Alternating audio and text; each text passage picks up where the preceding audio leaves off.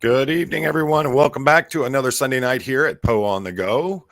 I hope everybody's doing good. We're coming from a very soggy Michigan, southeast Michigan, and my goodness, 3 days of heavy rain. It's not like Thailand rain, but it's been for here. It's extremely heavy.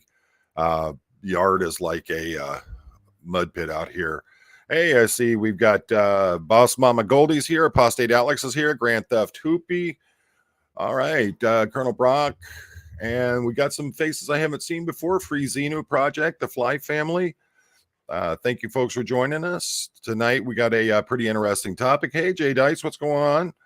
Daniel Sander, Catherine Gallagher's here. Electric Boogaloo. All right, everybody's getting in here. Well, while we're waiting for everybody to start getting in, you know how we start this. We're going to bring in our old pal from Clearwater. How we doing, Chad? Good, Paul. Thanks for having me. Appreciate it. Excellent. Thank you. Let's see, Alex. No, you're Ginger. You can't be boss of anything. So that's the. I know it's royal crown law. So I think it's pretty much same here. So yeah, you're kind of SOL on that one. All right, we got Irma, Jeff D, Mary Jean's in here, Monty 69. What's going on? Matt Elliott. Hey, what's going on? Waterloo, Ontario. Yeah, right across the old Detroit River there and up a little ways. You know where I used to like to go was over in Amherstburg. They used to have a place called I think it was Joey's Famous Fish and Chips. It was awesome stuff.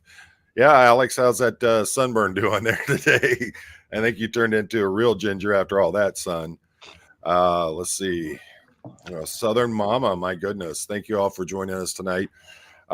Chad, what's new? What's going on? And where's that weather report at? Oh, sure. All right, let's get right to work. We got a lot of work to do, right, Paul? 86 degrees in Clearwater, Florida. Precip is at 0. Mini Chad advises the wind is at 7. Roscoe advises the humidity is at 70%, Paul. Oh, yeah. He's been, that dog's been acting crazy today.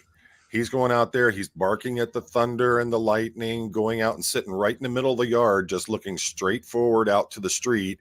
And it's almost like he's doing guard duty to protect us from the thunderstorm. So, oh wow, you got sunburned again, Alex. Wow. And everybody, if you haven't noticed yet, from Mandy Gonzalez, one of the ornaments that she made, you can see the other two right behind me. We have the Team Mike hanging under the Explorer and the SPTV logo on the other one. So I don't know, Goldie, do you have the email address for Mandy on how to order those? Because she's offering them out on the Team Mike ones and all that, and all the money goes to the goes towards Mike.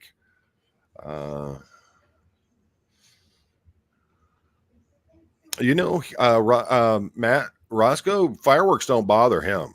He gets angry because of the popping and everything else, but he doesn't. They don't.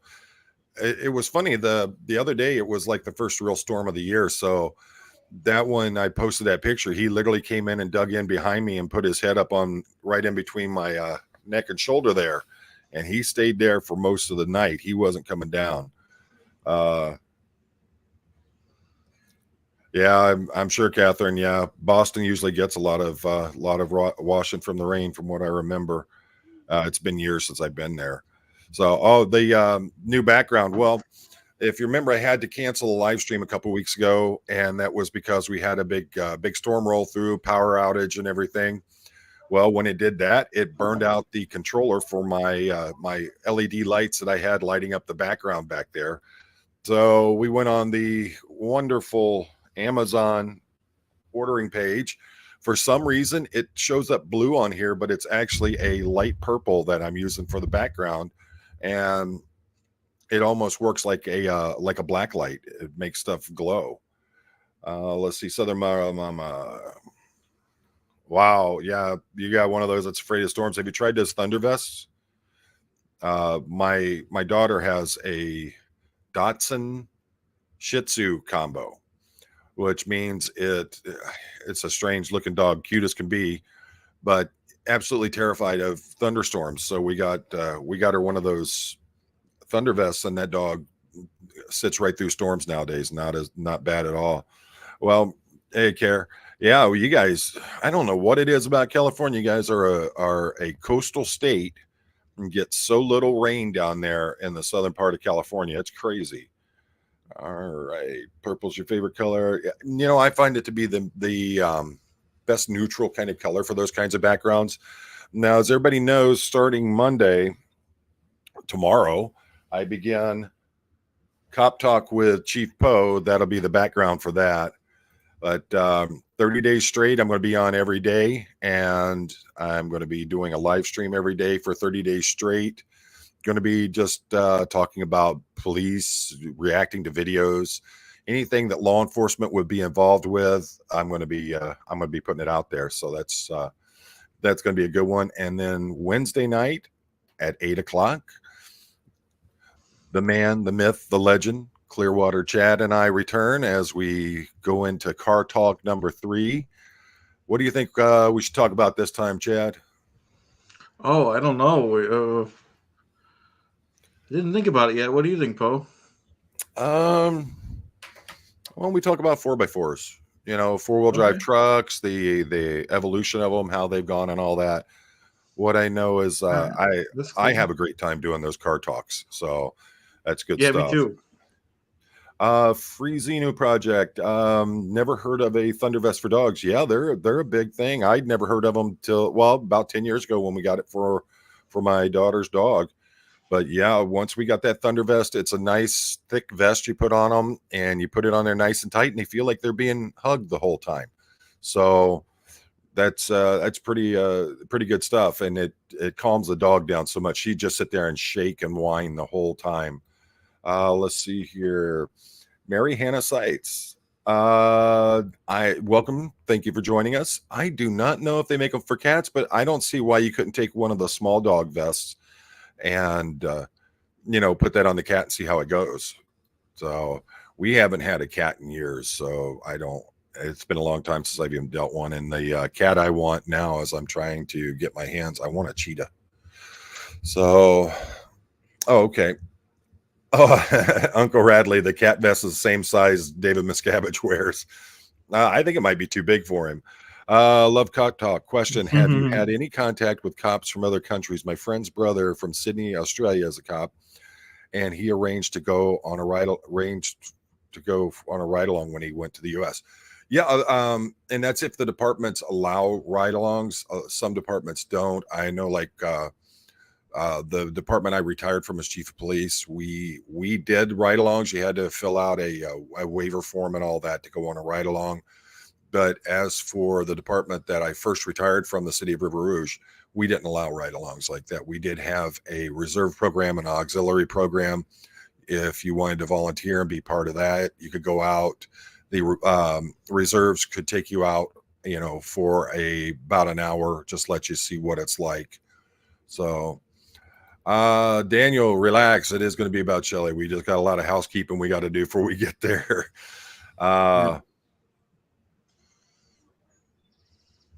Car Talk, was it teaching your daughter how to drive? Wait till Chad teaches his son to drive. Pointers. We went over some things on that, Aaron, where I was talking about how when I taught my kids how to change the oil, check all of the fluids, change a tire on their car, the friends of my daughter were like, hey, we don't know how to do that. Can you teach us? I said, well, let's set up a day. So we set up a Saturday, and I invited my daughter invited them all over.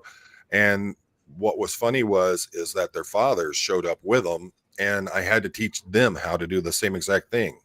So it's just generational. Folks don't know how to work on cars like they used to. It's sad. It's something that you really need to know how. Not too long ago, my wife got a flat in her car. She called to let me know she'd gotten a flat. I said, I'll get in the car and start heading that way. She goes, no, I got it. I'll have it fixed and be back on the road by the time you even get here. So it's, nice. Yeah. Interesting fact. My house got struck by lightning and caught fire when I was a kid. Still remember it vividly to this day. Yeah. That's some scary stuff. I've seen houses actually burn down after being struck by lightning. It's crazy. Oh, it's only 108 degrees in Sacramento. Wow. A nice and cool day for you there. My goodness. Talk about walking out and turning into an instant piece of charcoal. How does it feel knowing y'all drive on the wrong side of the road over there? It must be your dyslexia that's causing that, Alex. You know, that's because, the country that invented the modern automated factory systems and all that, and then, invented the modern roadways and all, I don't think we got it wrong. I think That's that, right, Bo. someone changed a picture over on something, and that's how it happened. So, Anything no, I'm anything the kidding. USA does is right, and anyone else is wrong, in my opinion. But I mean, traveling all over the world, it's crazy because you go to some countries and they drive on the right hand side of the road. You go to other countries, they drive on the left hand side of the road, and they could be side by side and actually do that. And your first time driving in a different country where you drive on the other side of the road, you talk about just messing with your head so bad. You're coming up to a turn and you need to turn left, but you're going into the closest lanes to you. It's just a mess. But once you get used to it, it's not so bad. And we love Alex here. We were just playing with him. Let's see. True. Oh yes, sorry, sidetrack. Don't need to answer that, Bo, if you want to get off topic. As with everything, we we have, we start off on a topic and we usually end up on a bunch of different ones as we start talking with the everybody who's watching the live stream. So now, Chad, you'd said you guys had some problems with smoke over there where you're at, right? Yeah, I didn't notice any today, but as of a couple days ago, yeah, it's been smoky pretty often still. Yeah, I noticed. What was it? I think it was last Monday. You and I called you and I was like, "What is up with all the haze?" And then we found out that it was from um, the Canadian wildfires, and that was, Yep. for last week we've had just this haze that's looming over everything. And folks, if you got any questions for us, make sure you put it in all capital letters, question, and then the rest of it put in regular letters. I don't want you shouting at me. But the thing is that it's just that it's something that happens. Look how many wildfires we have a year here in the United States, and with the jet stream and everything else, it's just going to naturally start pushing it down this way. It's just a little crazy to look out, and it's always hazy. Let's see, going through these. All right. Well, it looks like we're caught up on most of them. Like I said, make sure that you at the beginning of what you're typing in all capital letters question, then take the caps lock off and go ahead and ask your question. So we're going to talk about what's going on with this whole situation with Shelly Miscavige. I went on a live stream with Chris Shelton the other day, and we were talking about the Yashar Ali article on this that came out on June 29th. And it's got some people are just they're applauding, they're screaming it to the left, to the rafters. And then you've got other people that are, no, this article is completely just garbage. And they don't, so it's dividing a lot of people and how it is. First off, let's talk about how this article was written. It was written in a way that is very, very, very clickbaitish. It appears to show some real bias. But I mean, honestly, aren't we all here because of a bias towards Scientology in the first place? That would put us there in that reasoning. So we've got to remember that, everybody has their own feelings. You have to look through everything and find the points that you agree with, you disagree with, however you want to do it. But everyone's entitled to their own opinions there. And, this is a country where we have freedom of speech. Couch, thank you for that super chat. And he wants to know, what is Chad's favorite pizza joint in Buffalo? Thanks for the great question, Couch. They're all pretty close, but I'd have to say Imperial. Just the perfect amount of extra grease. There you go. You got to have a soggy slice. Come on now. Yep. Let's see here. Let's see. Okay. And they have my coffee back in stock finally. Withdrawals are over now. I'm feeling much better. Hey, Dana, what's going on? Where is the OG auntie at tonight? Let's see. With gloves and tongs, but not with my bare hands. He asked if I handled. I don't handle anything classified anymore. Um, let's see. But if you all don't know, Dana has a channel called Idea Studio Bangkok. He friend of mine, been over there, visited with him, been to his home. Great people, has one of the craziest coffee brewing setups I've ever seen in my life. Real good guy, real salt of the earth down, real good person. And make sure you get over check out his channel. He's got some great content, does some magnificent editing on things. Let's see here. I'm so out of spoons, I'm forked. It took me a minute to realize it. The only good thing about the wildfire haze is lack of mosquitoes, but that's about it. Not here. I think that it's super powered, the mosquitoes. So, Colonel Brock, do you carry today? Do you carry overseas? No, I don't take my weapon with me when I carry overseas because it doesn't carry over in other countries like a lot of people think it might. And it's a hit and miss if I'm going to carry or not. If I'm working with the courier service with the wife, then no, I'm not carrying because it's part of the contract is I can't carry. Other times I will carry. It just depends on the situation. Southern Mama, question: could you give the demonstration on what a young girl should use mace and any safety products like that? That is first off, if any topic like that, you need to check with your local and state laws. Just because something's legal in one state, it doesn't mean it's legal in the others.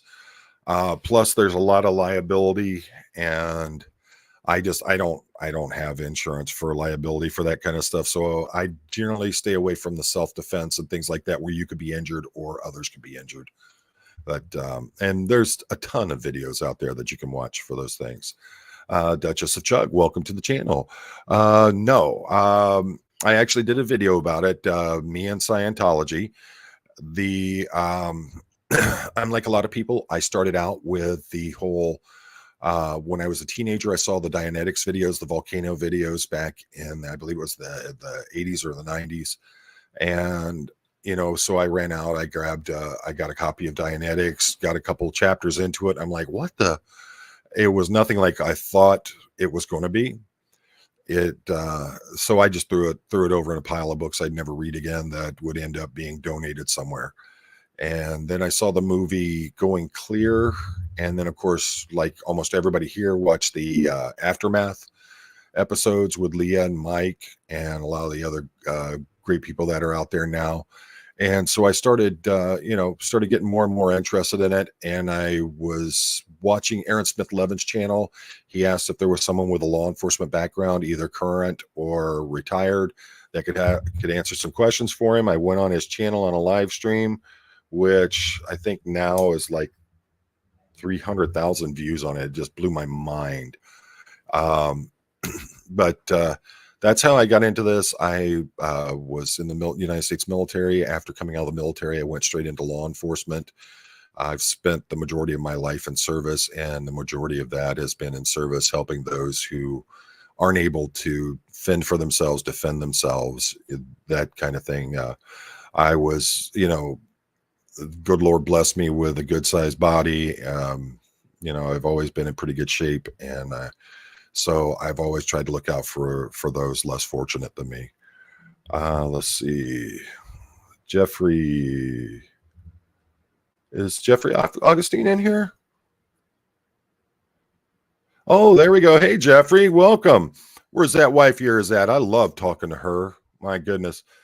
Talk to Jeffrey has the Scientology Money Project channel, and he had some great things going on there.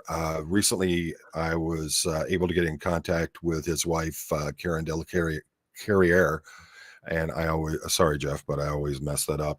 And I love talking to Karen, and I can't wait to talk to you as well, Jeff. I've got Jeff's number. We'll be talking, trying to get both of them on my channel. So they're great people. Let's see. I don't know. That's cool. Looking through the rest of these comments before we dive in here. Purple Groovy, howdy from St. Louis.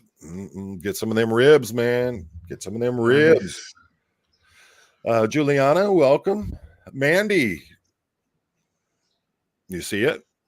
So let's see.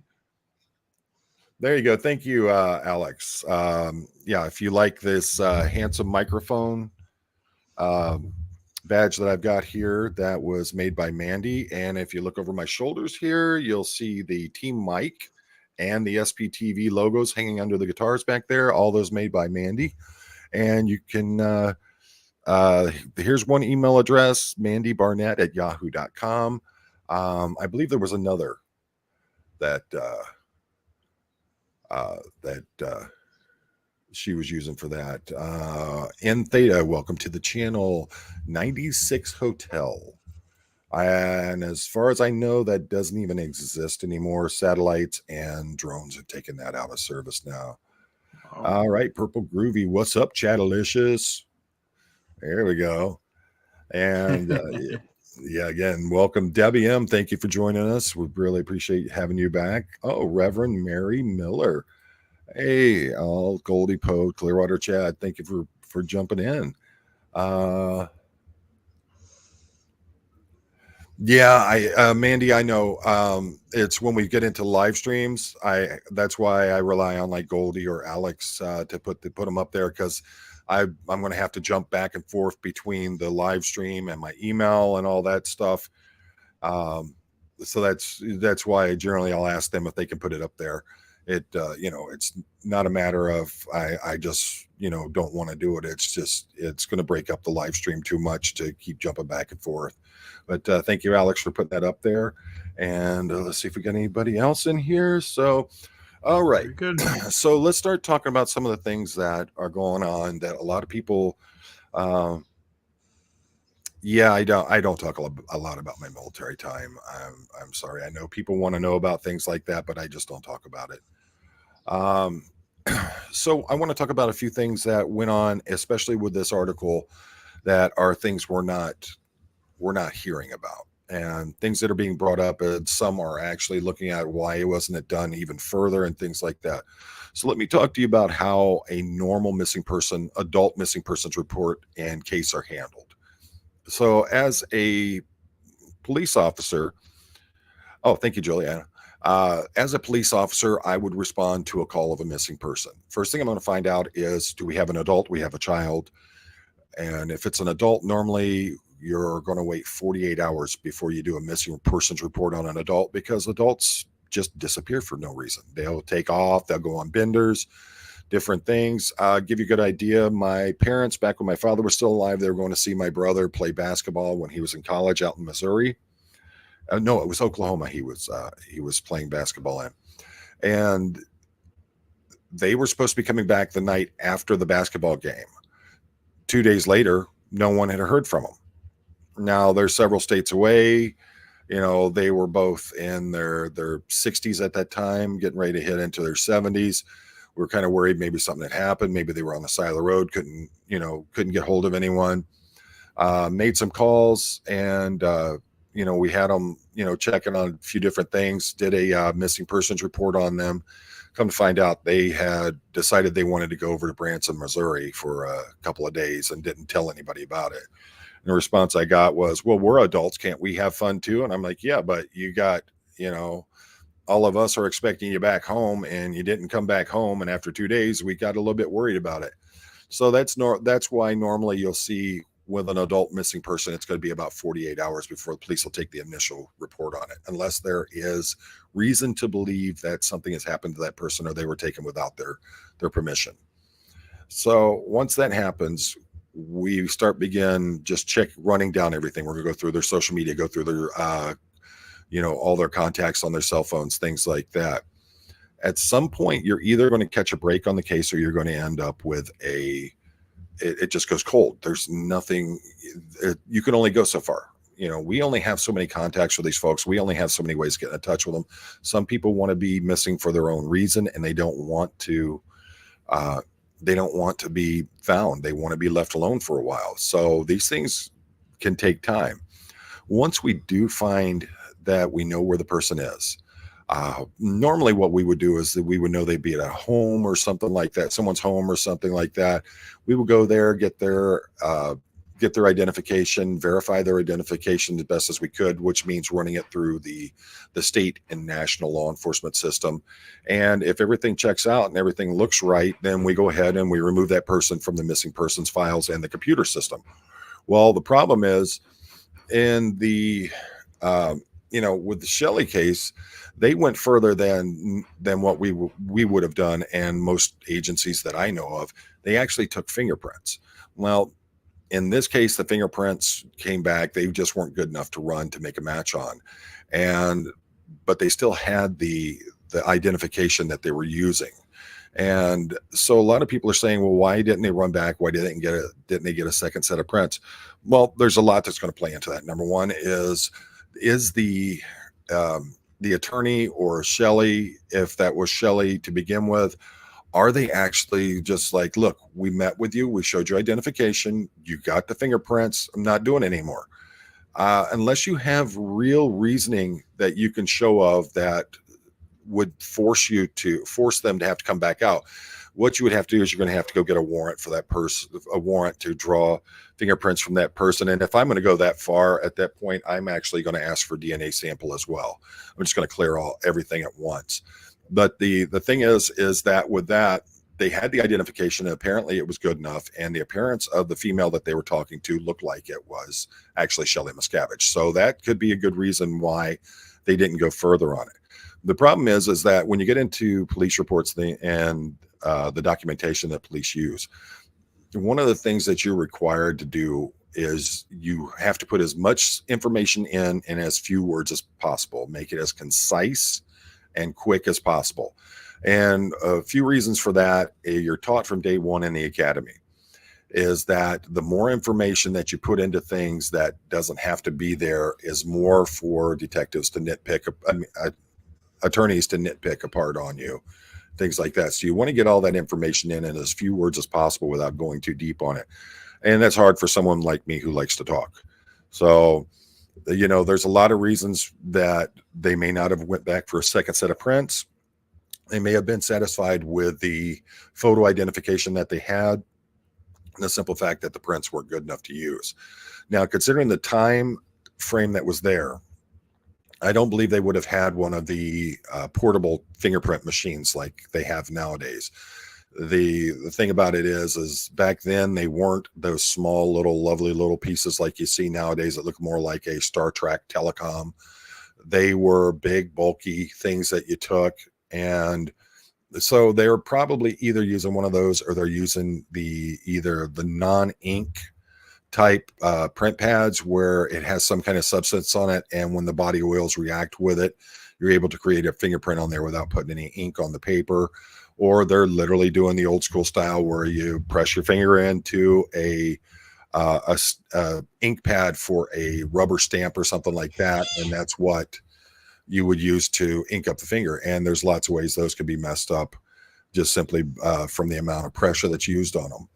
But one thing that seems pretty clear on it is the fact that they believed that it was Shelley Miscavige they had made contact with. So that would be probably the reason why they didn't go back for a second set of prints, but there could be any number of 100 different reasons for it.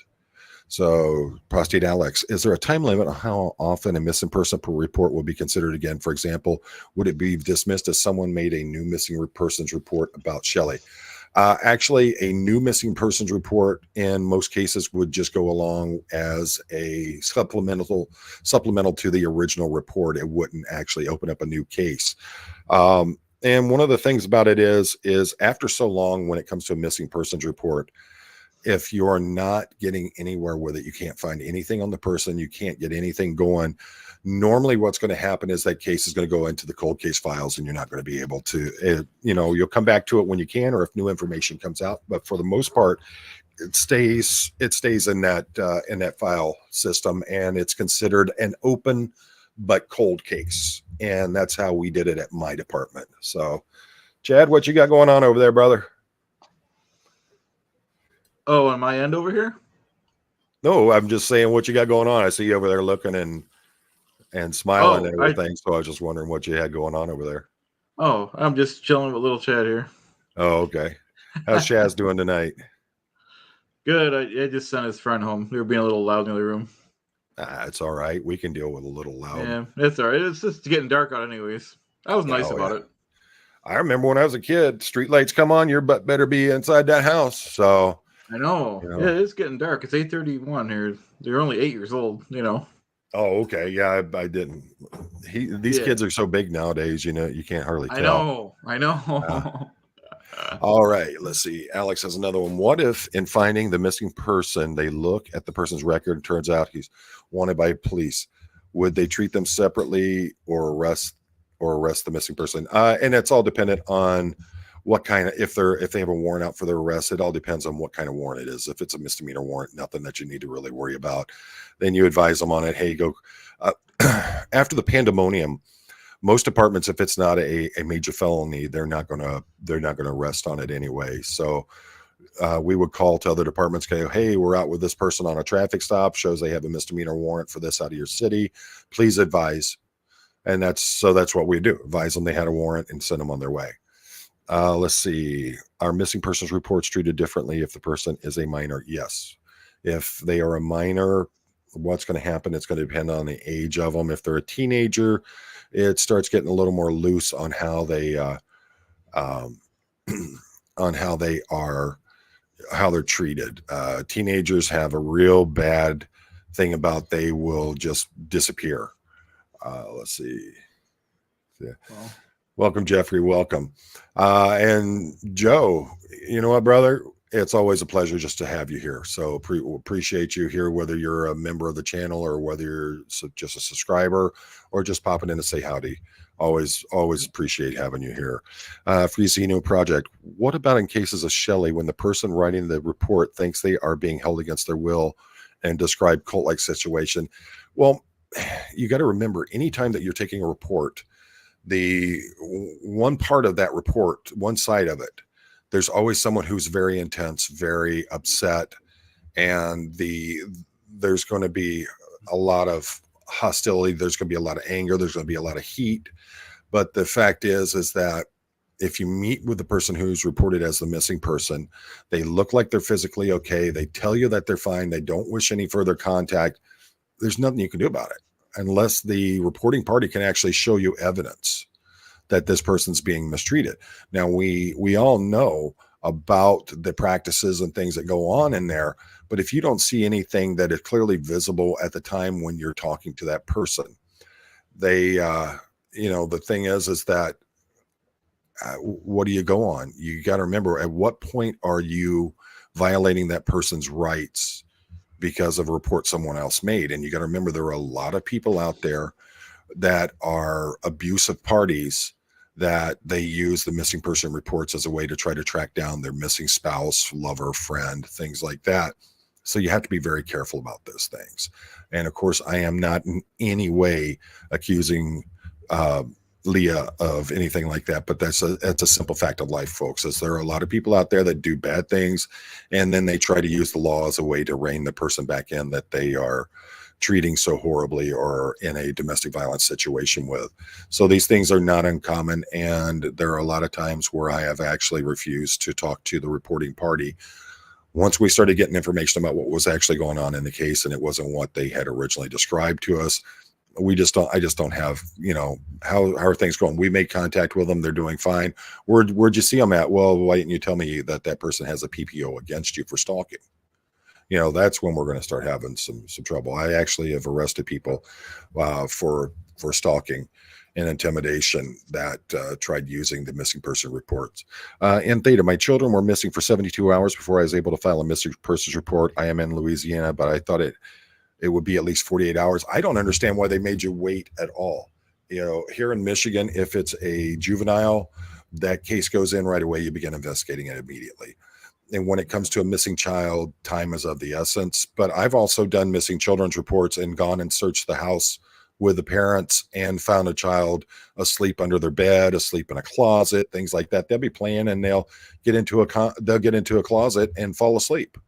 Child's perfectly healthy and everything, and boy, it scares the daylights out of you. And then it's that rush of adrenaline when you find the child. It's great. But yeah, I don't understand why they waited that long. What about if a person was found, like the police department said, and spoke to Shelley, so case closed? No. Would a new report? No. If it's a continuation of the same report, it's basically a continuation of the same report. So that's why it wouldn't be considered a new case. She's been reported as missing from that point forward. And in all honesty, if you tried to file a new report in the immediate time after the original report, after they make contact with that person, it's not going to have any weight to it. The problem is that they made contact. They went to this coffee shop. They met with this person who says they're Shelley, shows identification as that person, willing to give fingerprints for it. They're there with their attorney. And my understanding is in the state of California, even if you're not being investigated for a crime, if you are a potential victim of a crime, they cannot refuse you to speak with an attorney present. Private investigators somehow had information from within that time frame. I got an ex parte order from the district judge. Yeah, every state's different. I can't speak for all of them. I'm not even an expert on Michigan law. I know Michigan law, but I don't consider myself an expert on anything except how to scribble. That's about all I consider myself an expert on. But, I know a lot about law enforcement procedure and policy, over 30 years in law enforcement, starting from a probationary officer just out of the academy all the way up to chief of police. So I've seen a lot of it. And I've worked not only with multi-state jurisdictions on different things, I've also worked internationally, worked with the Ontario Provincial Police and the RCMP on different cases throughout my time as a law enforcement officer. Hey, Poe, I'm from the Jackson area, Grass Lake. Oh, awesome. And what are you doing in Florida? No, I'm joking. I would love to live in Florida. The wife says, too hot. We ain't going there. Lone Dinosaur. Could someone file a wellness check or a missing persons report in a different jurisdiction? Generally, the way that's going to work is there's already a report. If they say she was at, Church Technology Center or CTS or something like that, and that's where they were saying she was at, which is quite a ways, I understand, from Los Angeles. Yeah, Annie, I know I got to get my hair cut. But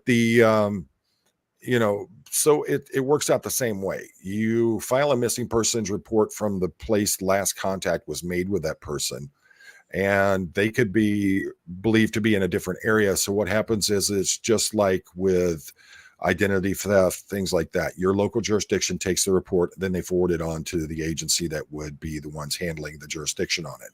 So that's how those work. And it's,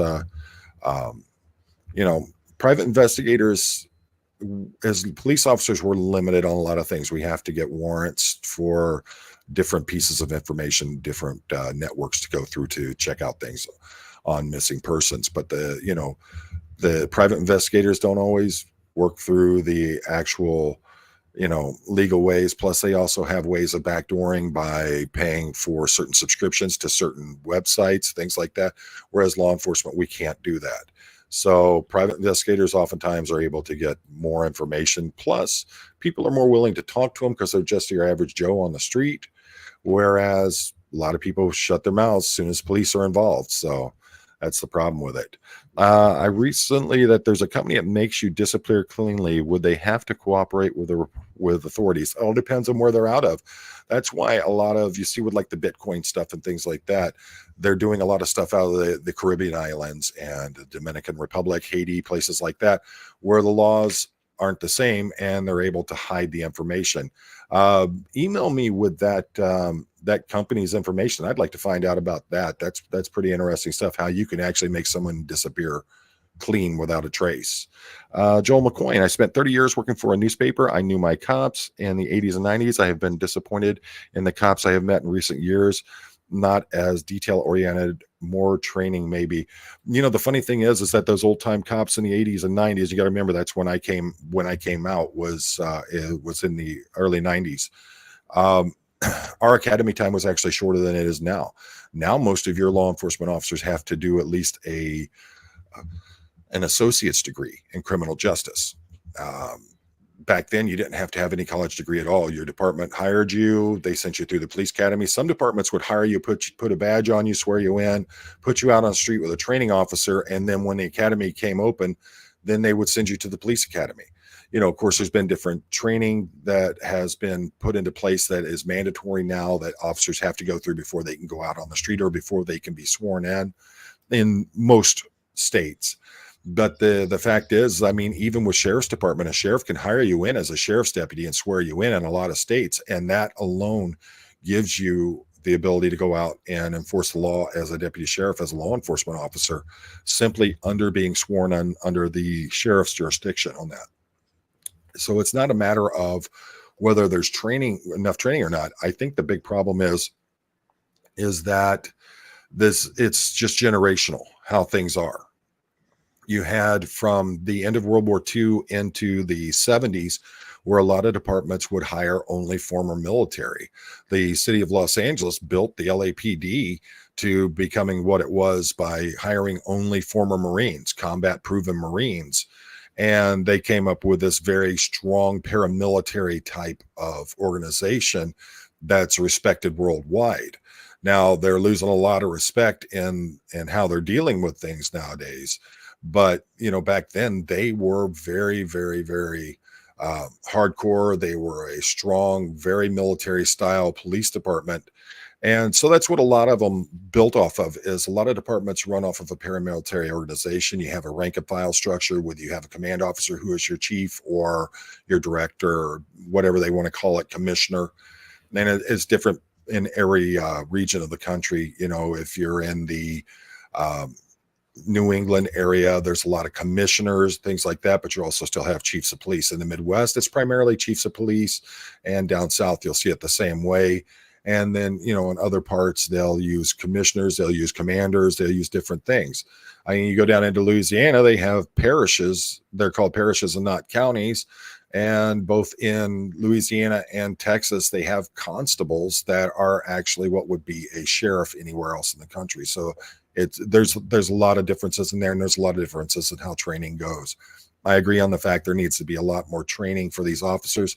Unfortunately, you can only pack so much into the amount of time they have in the police academy. The rest of it, they have to learn when they get on the streets. Thank goodness a lot of departments now are going through certified training programs called the FTOs, field training officer programs, and they're able to make things work out pretty good with that. Let's see here. Waiting 48 hours is strange. Don't they say that after the first 48 hours, the most integral key in trying to locate a missing? No, that's homicides. It's going to be your first 48. That's why they actually had the whole series, 48 hours, things like that, was because in homicides, it's the first 48 hours. After that, things start going cold real quick on you. So, and do you have something to jump in there with, Chad?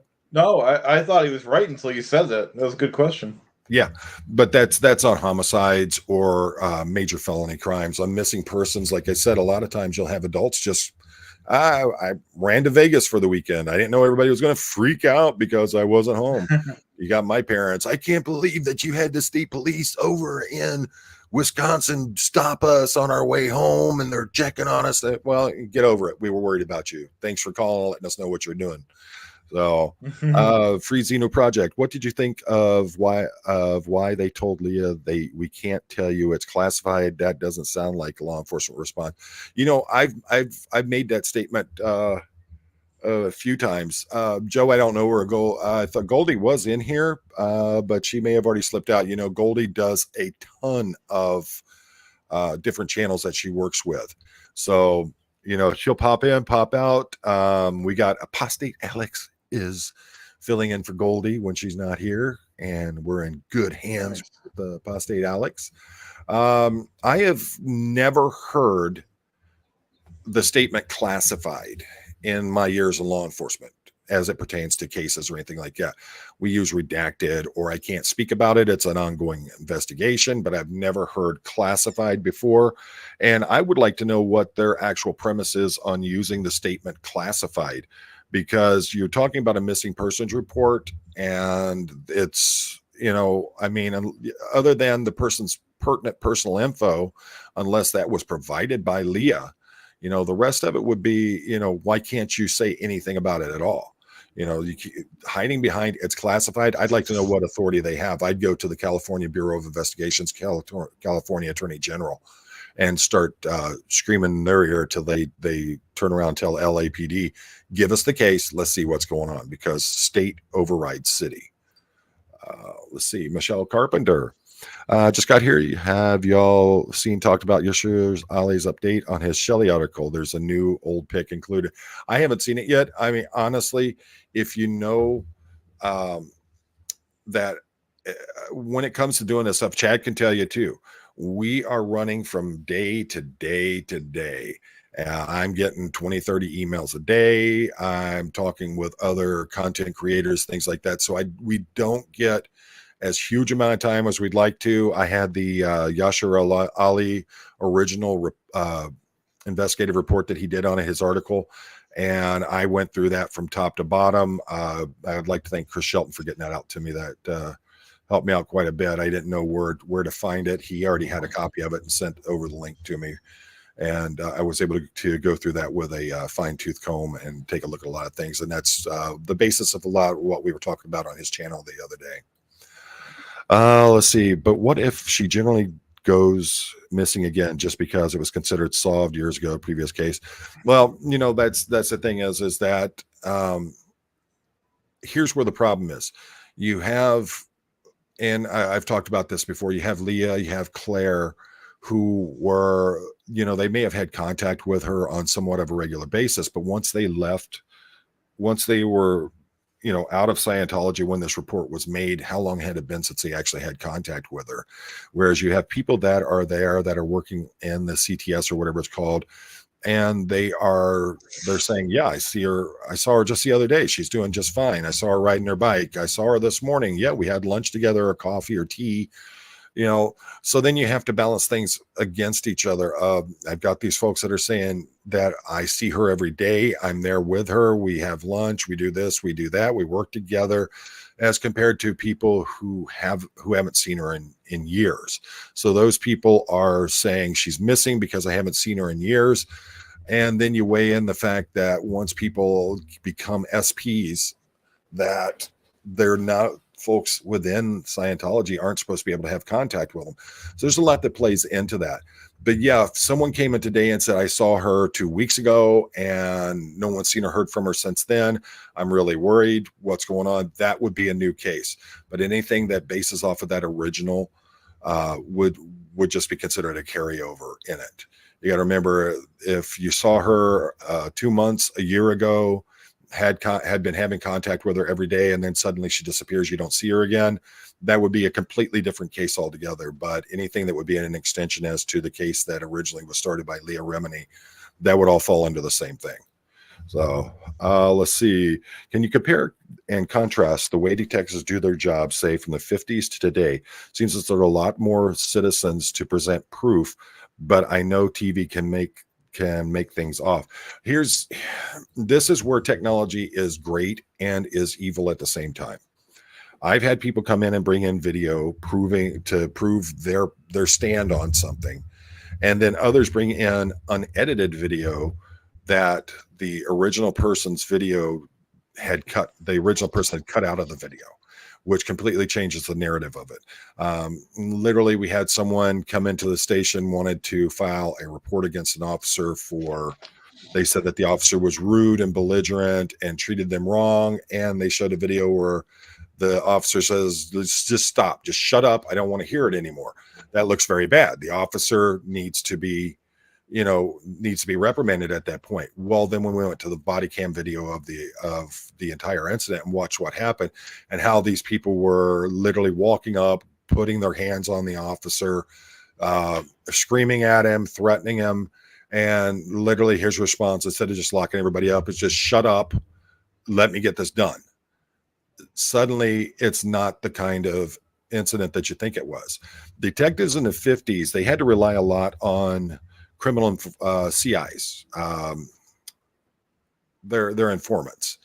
And so what you're going to do is that you're going to use them a lot because people don't talk to the police. It's just that simple. I've literally gone to houses where the house has been shot up and they had nothing to do with any criminal organization or anything like that. It was a mistaken situation where the house got shot up and they won't talk to you. I don't talk to the police.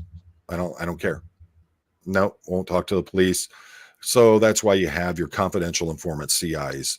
You have people on the street that you know, different folks that you can talk to, because the simple fact is not everyone's going to talk to the police. Nowadays, I had one guy that he had done a drive-by of a home and actually hit the wrong house.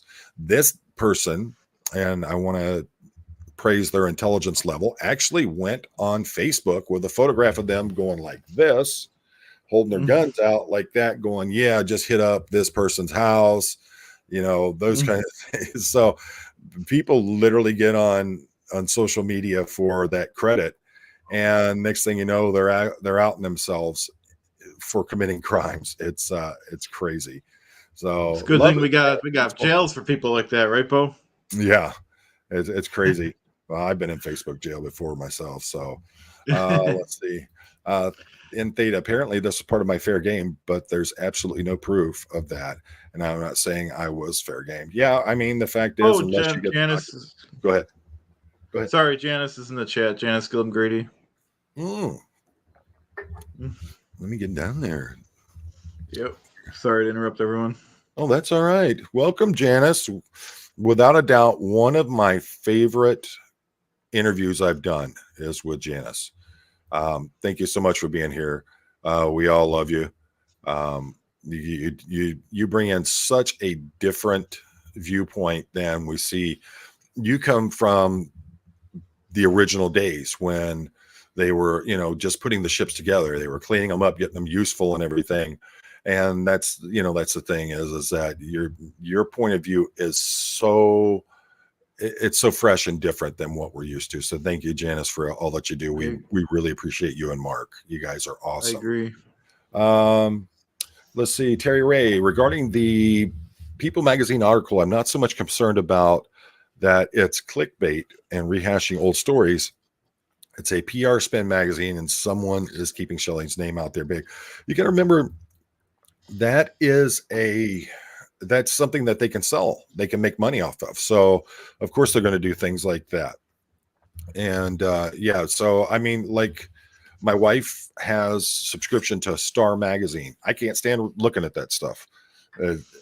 It's all celebrity hoobalagoob, and I'm not even interested in it, but she loves it. And there are a lot of people that pay for it. So that's how these magazines keep themselves going, is with that heavy clickbait type of thing. Chad, you were when you were dating Kim Kardashian, you made it into a few of them, didn't you?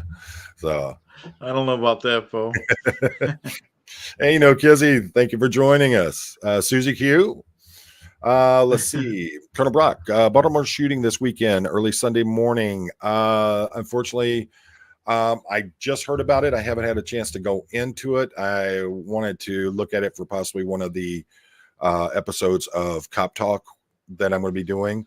But I got to look into it a little bit more and see what's going on. But I mean, honestly, if you just look at Chicago and how many shootings they have on a weekend, I'm sure that for a city like a city like Baltimore, they may not have that level of the amount of shootings that are going on, but it's certainly a problem across the country. Let's see. It still surprises me how many emails I get daily from people with information stories requesting help, etc. Well, I mean, look at it. Just what was it last night or night before we were on the video call, and we started off on one topic, and then we started looking to other things. CST, Church of Spiritual Technology, and RTC, Religious Technology Center. Okay, thanks. I keep getting those things mixed up. You got to remember, I have 3 different kinds of nomenclature go through my head daily. I've got military, I've got police, and now we've got Scientology. So I got 3 different things of nomenclature I have to deal with. No, Kizzy, you've probably heard this 100 times, but is the IRS designation of COS as a religion so powerful that it makes other federal agencies feel they have no grounds to even look at COS? Yes and no. There are a lot of religious right exemptions that they're going to get because they are a deemed as a religious organization. What I think a lot of people see is what happened to the IRS when they went after the IRS to get themselves made tax exempt. So that plays into that real heavy. And I know a lot of different agencies are looking at that, and they went after the director of the IRS. They put all this stuff in the paper, making him look like he's this or he's that. Yeah. So yeah, I mean, I know that they're going to be very careful about it. And Veronica Bombria, thank you for that super sticker. We really appreciate you on that. Thank you. Let's see here. I saw something from Alex. All right, here we go. In this example of a second Shelley report, they would make inquiries with people at the very least, make sure she's not gone missing again. You would hope. There's a lot of questions, and there's a lot of information that is making LAPD look really bad at this time. Now, I was talking to Aaron Smith Levin about it, and the fact is that if I was the chief of police for LA, meeting with Leah Remini is honestly a no-win situation for him. If he goes into it looking like he's enamored or starstruck, or he's taking Leah's side on it, then it looks like he's biased on that point. If he doesn't give her the answers that she wants, or she's upset that the meeting didn't come out the way she wanted, then it looks like he's backing Scientology. It doesn't help with all the money that's being funneled into the into the LAPD by Scientology. I'm trying to get this so it shows a little better on there. But yeah, it was a no-win situation. I, as chief of police, would have met with her anyway and just said, you know what, let's just do this and see what we can. I probably would have discussed with legal counsel before the meeting to make sure that I cover myself in it and I don't get myself or the department in any trouble with it. But I would have met with her, just be the stand-up person and meet with her and say, look, here's what's going on. You may not like the answers to it, but I'm going to give you the truthful answers. So I think that would have been the best way to handle it. What rights, entitlements does the person who filed the report have in terms of updates or information, for example, informing Leah? And here's another thing. If when they met with this person who they identified as Shelly Miscavige, and she said, I don't want any contact with Leah Remini, I don't want her knowing where I'm at, I don't want her, those are times that they can say, no, we're not telling you. Because as I said before, there are cases I've actually arrested people for stalking and intimidation who filed missing persons reports on their former spouse, girlfriend, boyfriend, whatever it is, as a means of trying to find out where that person is so that they could continue with the stalking and everything. So that you have to be careful with that, and you speak with the person directly. And if they say, I don't want this person knowing anything about me, I don't want them to know where they met me, any of that stuff, then my responsibility is going to be that I'm going to have to speak to the prosecutor about it, how I'm going to be able to word this in my report, how I'm going to be able to redact it if someone files a FOIA or an information request through the department. So it all has to be handled very carefully. Think about it. Someone files a missing persons report, and I'm not saying this is Leah in any way. I don't believe that it is. But the thing is, someone files a missing persons report, says, hey, my wife has been missing. I want to know where she's at. I'm scared to death. What's going on with her? Okay, well, we'll file a missing persons report. Oh, okay, we found her. She's at this location, and this is the address. This is the phone number, all that. He goes there and he kills her. Oh. Yeah. So, and a lot of people that doesn't even cross their mind because they don't have to deal with those kinds of things. But yeah, as law enforcement, those things have to be in the back of our mind at all times. So we have to be very careful and cognizant about how we handle those things. Let's see. Joel McQuain in Colorado, I think 48-hour thing is the way. I asked our sheriff, he said for his department, they always try to respond right away, but a small county, that makes a difference. And that's another thing a lot of people don't understand is when it comes to jurisdiction and it goes into these kinds of reports, is the agency capable of mounting a full-fledged investigation into it. And here's the thing. I have 32 homicides that happen in a year's time. I have 10 missing persons reports. 9 of those 10 have been concluded. We have the 1 report that's still there, but I still have these homicides. Most of my investigative leads, or most of the money budget, is going to go into the actual homicide investigations over the missing persons. You have a life that's been taken, so you've got to be very careful about that stuff, and you need to, like we were saying, you have only a short amount of time before everything starts running cold on them, and that's just a simple fact of it, folks. Let's see. I'm trying to get back up to it. All right. No Kizzy. You got to be a real goof to bring an edited video to the cops. That's kind of stupidity in of itself. Well, it actually is considered obstruction of justice and possibly filing a false police report. And it all depends on the crime that you're trying to report, which can make it a felony in and of itself. But people do it all the time. And that's, they think that, they're going to somehow get around it. People don't realize that box that's sitting on the cop's chest isn't recording everything as it is. As far as I know, most of the body cams nowadays that law enforcement use, you can't turn them off or on. And they're always recording.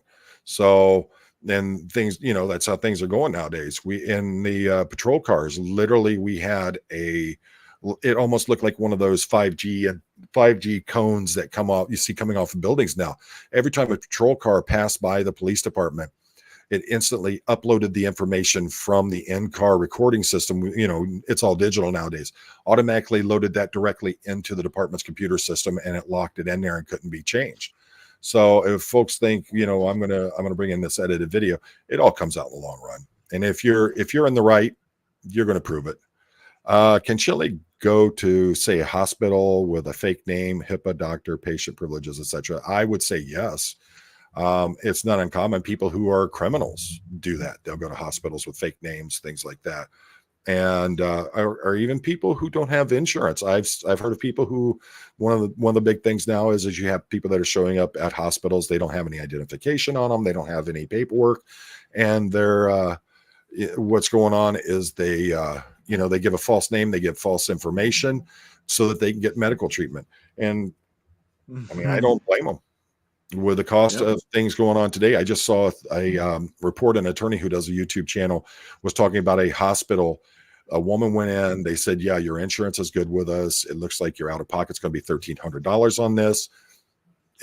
After the surgery happened, they said, "Oh, you're not in stream for us to be part of the insurance with us."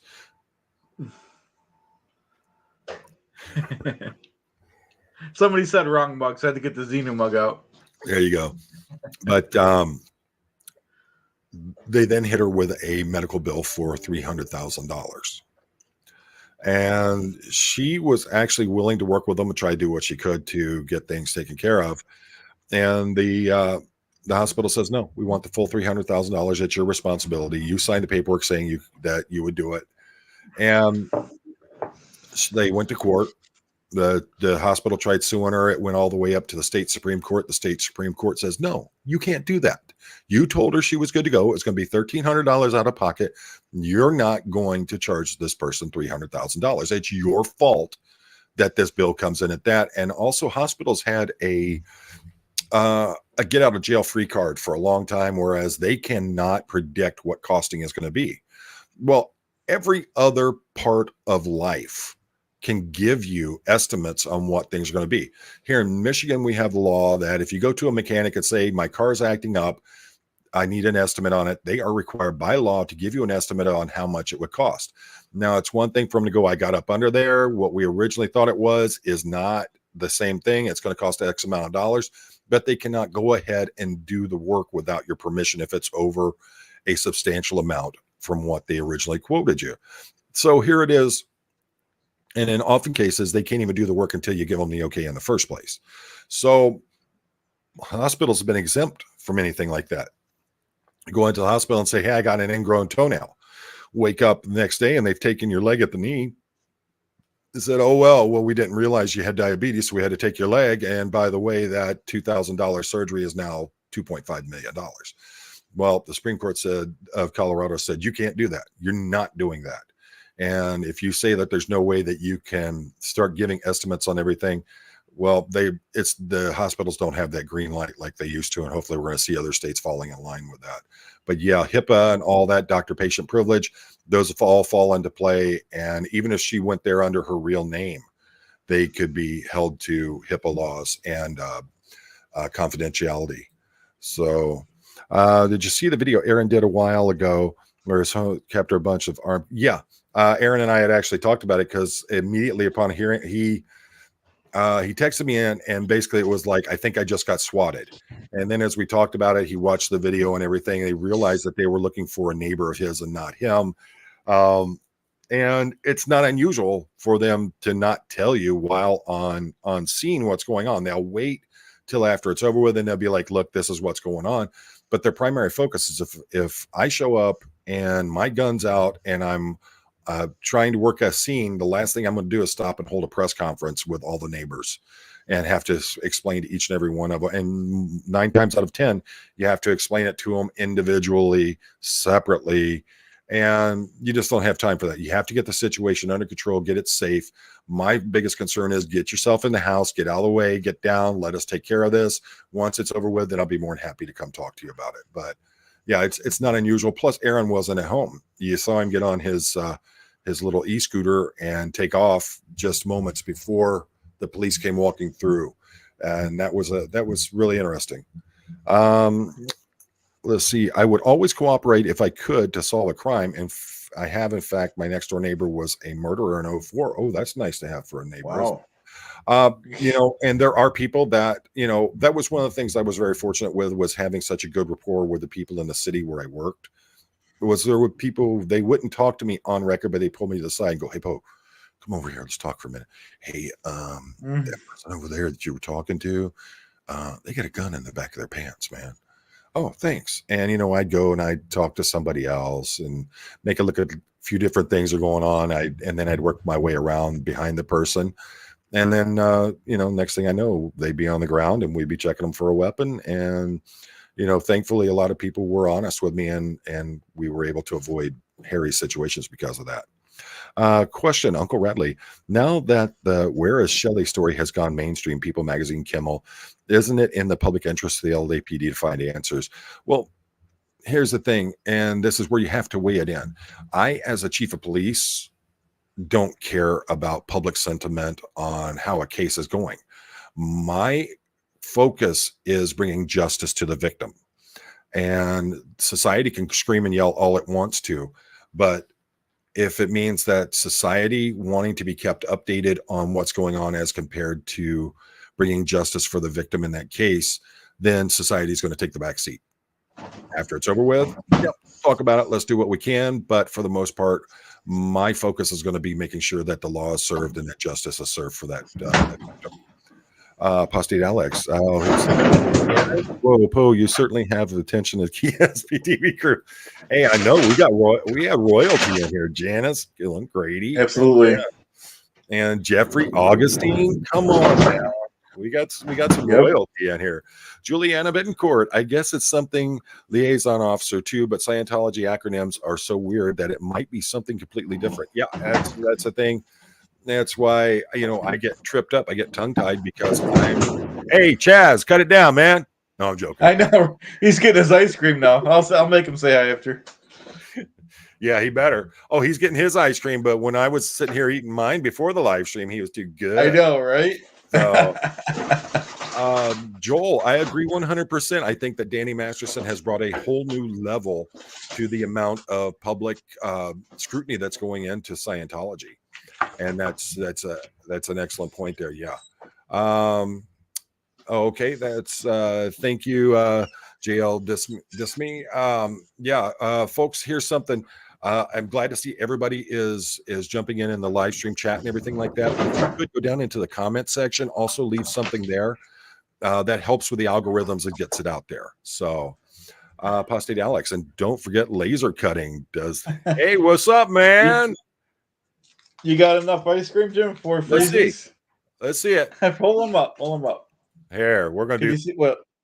Okay, there you go. 4. What are you, diabetic or something? He He hit the mother load with that one, didn't he? Say I hi, like Chaz. I like the red ones He and the gets green away ones. with a lot. He Yeah. gets away with a lot when I'm on streams. Your dad's preoccupied. Let's see. Electric Boogaloo. I am 24 minutes behind watching in double times. Okay. However you want. The fact is, you're here, and we appreciate you being here. Free Zeno Project. Is it true? Saw a video or blog. Someone was saying that they saw Shelley at a convenience store. She asked them to help her. Cops showed up and drove her back to the base. We don't know what the truth is on that because I don't think it was ever actually verified on that. It may have been, and if someone has the information on that, please put that in there. But the fact is that we don't know. You know, there's always, in any case like this, there's always going to be people who, I just saw that person there and they look like they were in extreme danger, and it wasn't. You know, I don't know how many of you have actually heard about, they've done studies where they line up 20 people in a row and they'll say something like, my cat ran away, it climbed a tree, and it caught a bird. And by the time it gets to the end of that line, it's some bird caught a cat off a tree and the bird was a blackbird. You know, so witness impressions aren't always the most accurate, and you can generally build a story by meshing all of the witness statements together because they're all going to have something going on that has bits of truth in them. But yeah, as it pertains to witness statements, you know, cops, firemen, EMS, judges, they're lawyers, they're always the best because they'll have the most factually based information, and oftentimes they'll use it in timeline codes and they'll use it in nomenclature that you understand. You know, and that's not to discredit anyone who wants to be a witness or anything like that. I love it when people are willing to say, hey, you know what, you're not scaring me out of doing the right thing. I'm going to come forward as a witness, and your people like that are gold to us. You know, we run into so many people nowadays. No, I'm not talking to the police, but I'm going to jump on uh, Twitter, or I'm going to jump on Facebook Live, and I'm going to do a report about it on there, so I make sure that I get all of my views and my clicks for it.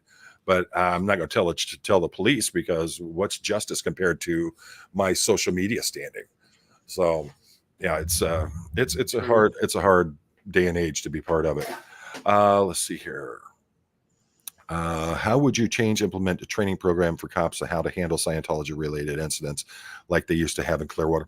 I think that would be more into, you're going to start off with your basics, the coercive control kind of things. I've always been one of those that, as a command officer and then as an executive and then as chief of police, training. The biggest problem is, do you have the budget for the training?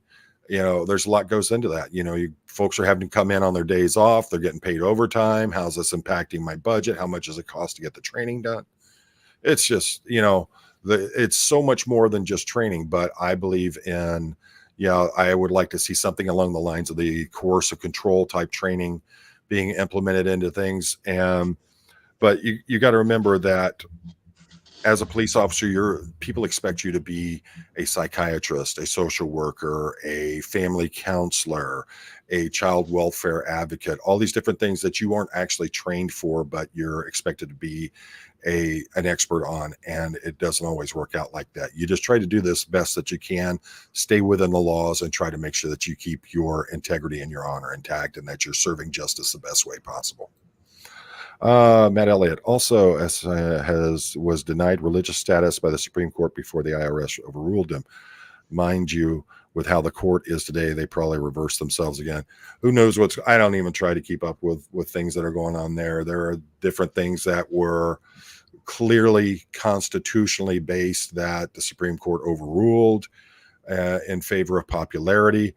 You know, I'm one of those people that I believe that, you know, just because it's popular doesn't always make it right. So there have been things that have been overruled through the Supreme Court that shouldn't have been overruled, but that's how it happens. You know, so I don't know. I really don't know. Everybody has their own opinions, or like elbows and earlobes. Everybody has them. And so I just try to keep mine when it comes to the political stuff. And I don't talk anything about politics. I just do my own thing. Is that a blunt? Yep. Rural SD lawyer. Hey, welcome back. Not Shelley, but for other adults, they are free to disappear voluntarily without explanation. I assume it happens regularly. You know what? I'm so glad that you brought that up. That is, and thank you for that super chat, by the way.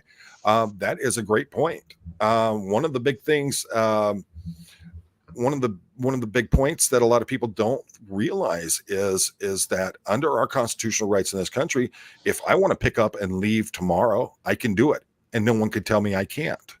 So, filing a missing persons report isn't a guarantee that you're going to get the results that you want because you filed the report. And I think that's an excellent statement there. And I'm glad you said it, because it hadn't actually. With everything else I'm thinking about, I hadn't even thought about that. And that's an excellent point, is that you have the right in the Constitution. It says the right of freedom of travel. So, and that's what a lot of sovereign citizens go by, is the fact, well, Constitution says I have the freedom of travel. I don't have to have a license if I'm just traveling. I'm not driving. They don't understand the point of, well, because roads are made by tax dollars governed by the state state has to maintain them. The state has a right to say, hey, you need to have a driver's license, you need to have a registered vehicle, you need to have insurance, all these different things. And that's been upheld, that they do have that right, because they're using tax dollars to make sure all that's taken care of. I'm just trying to get back to the point where I was. I didn't realize I was that far back in the questions here, in the comments in the chat. Give me 1 second here. Let me see where we are at. Wow, I am really behind. Oh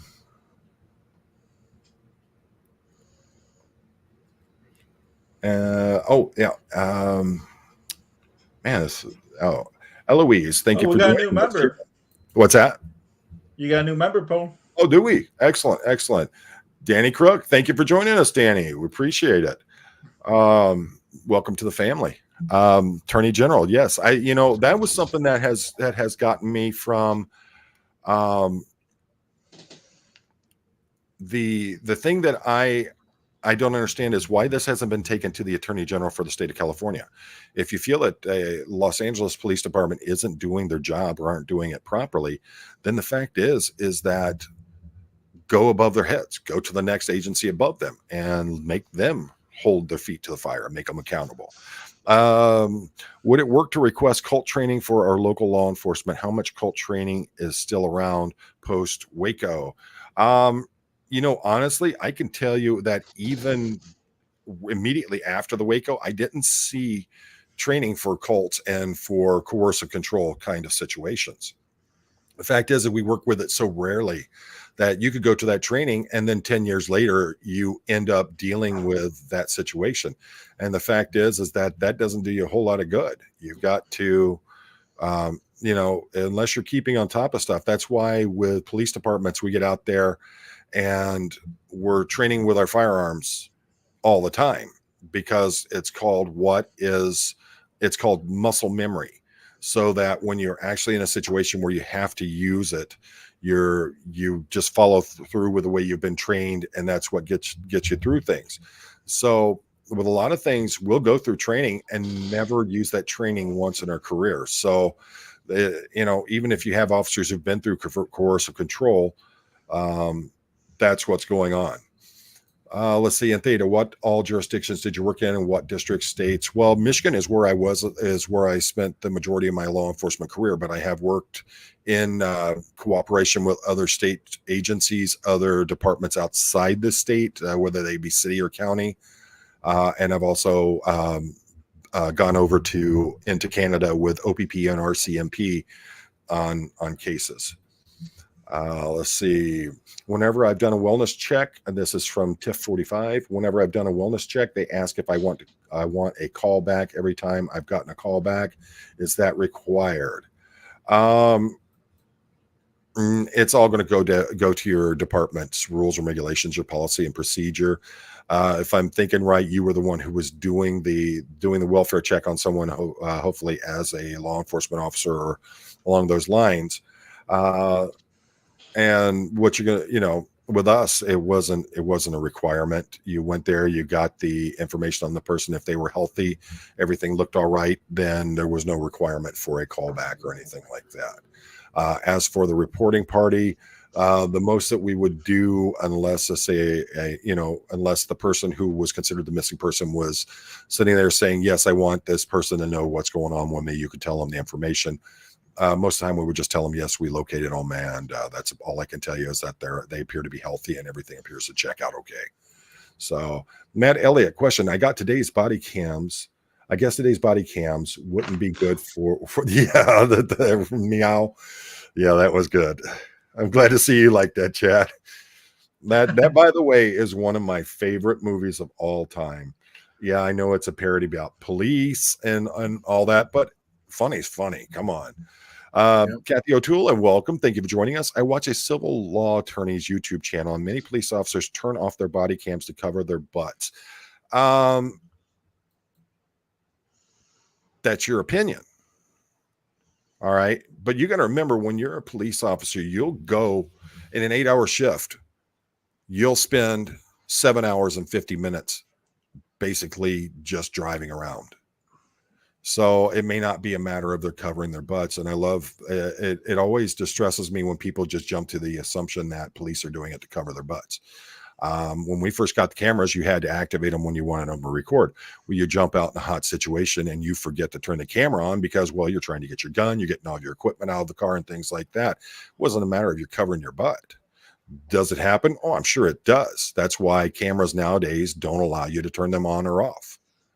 The most that you have is you can rewind the video to look at it, but it saves the entire video. So, I know it's a popular thing to jump on and say, well, police are a horrible, evil entity, but look at Los Angeles, look at San Francisco, look at Portland, look at these cities where they defunded it and they turned their police departments into skeleton crews. And now they're all screaming and crying. We don't have any police out here doing the jobs. Chicago, where a good portion of the department just quit and went off to other areas or went to different jobs. Look at how crime has gone through the roof. Everybody loves to bash on the police till you need them. I had a guy in town who, I'll never work with the police. I'll never have anything to do with them. I hate the police. The police are evil. They're only out there to hurt people. Hey, my house is getting broke into. You need to have the police over here immediately. That's how it goes. We're a popular punching bag for a lot of people. And, you don't realize, you're sitting there talking, people sit there and talk crap about us and spit on us, call us all these horrible names and everything, and not even think about the fact that you just spit in my face, but I would walk right in front of someone with a gun and take a bullet for you, lay my life down for you who hate me and spit on me. Think about that for a minute, that I could have someone literally spit on me, and a minute later, I'll walk in front of a bullet to save their life. What does that say? It doesn't mean I'm out there to trying to screw you over. It doesn't mean I'm trying to treat you bad. Just because you don't like how I say things or you don't like the answers that I give you, doesn't mean that my intent isn't there to protect you. And I would gladly have laid my life down for anyone, from the drug addict who's going to die in 12 hours from the needle stuck in their arm, all the way up to the mayor, the governor, the president, anyone in between those levels. You're human beings, and it's my job as a police officer to protect you as best as I can. I would take a bullet for any one of you. And 90% of the police out there would do the same thing. Everybody else, gunshots happen, everybody runs away. Police officers, gunshots happen, we run towards it. So, I know it's popular, crap on the police all day long, call us whatever you want to, but that attitude changes when someone breaks into your house, someone steals your car, or when that police officer jumps in front of a bullet for you. So never underestimate your enemy. The people in Scientology aren't our enemies, but the corporation is. And that's one thing I'm glad you brought that up in Theta, is, and we've had it on here before, is the folks that are in Scientology serving, whether they're staff or their Sea Org or their OSA or whatever, they're doing what they believe for an organization they believe in that's going to save this planet. It's no different than your Christian fundamentalists, your hardcore Islamic believers, different religions, different thoughts, different theories. They believe in what is happening, and they try to do things best as per the organization that they're part of. Apostate Alex, is there any way to get the hospitals near CST training, or at least request to keep an eye out in case Shelley shows up? Yeah, I mean, I'm sure that it's been done. The problem is that the hospitals have no requirement whatsoever to notify you. So that's the sad thing about it. Joel McQueen, as a citizen, I want to back police, but not when they are wrong. They make mistakes. They must be held accountable if they do. The only murder in my town was done by a cop. Very difficult situation. Well, let's also think about this. Just because they're wearing that badge, does that make them not a human being? People make mistakes. Yeah, they're going to have to be held accountable for it, but nobody talks about PTSD. The fact that police officers go in and see just as horrible of things, if not worse, than what soldiers are seeing in war. And that's going to take a big thing on them. And if a police officer sought any kind of social worker help, any kind of psychiatric help, things like that, that was the end of your career. You were done, because you would the department would look at you as no longer fit for duty. Other officers wouldn't want to work with you because you'd be considered weak, and that you would be someone who put their lives in danger. So you had these officers walking around for decades who had severe PTSD, had severe emotional damage that's happened to them because of what's happened, because of the things that they've seen in service of the citizens who now turn their back on them and say, well, because you wear that badge, you deserve 10 times any sentence that a regular citizen would. And the fact is, they're human beings too. People make mistakes. All right. And, as for that officer and that murder case, was it actually murder? Was it manslaughter?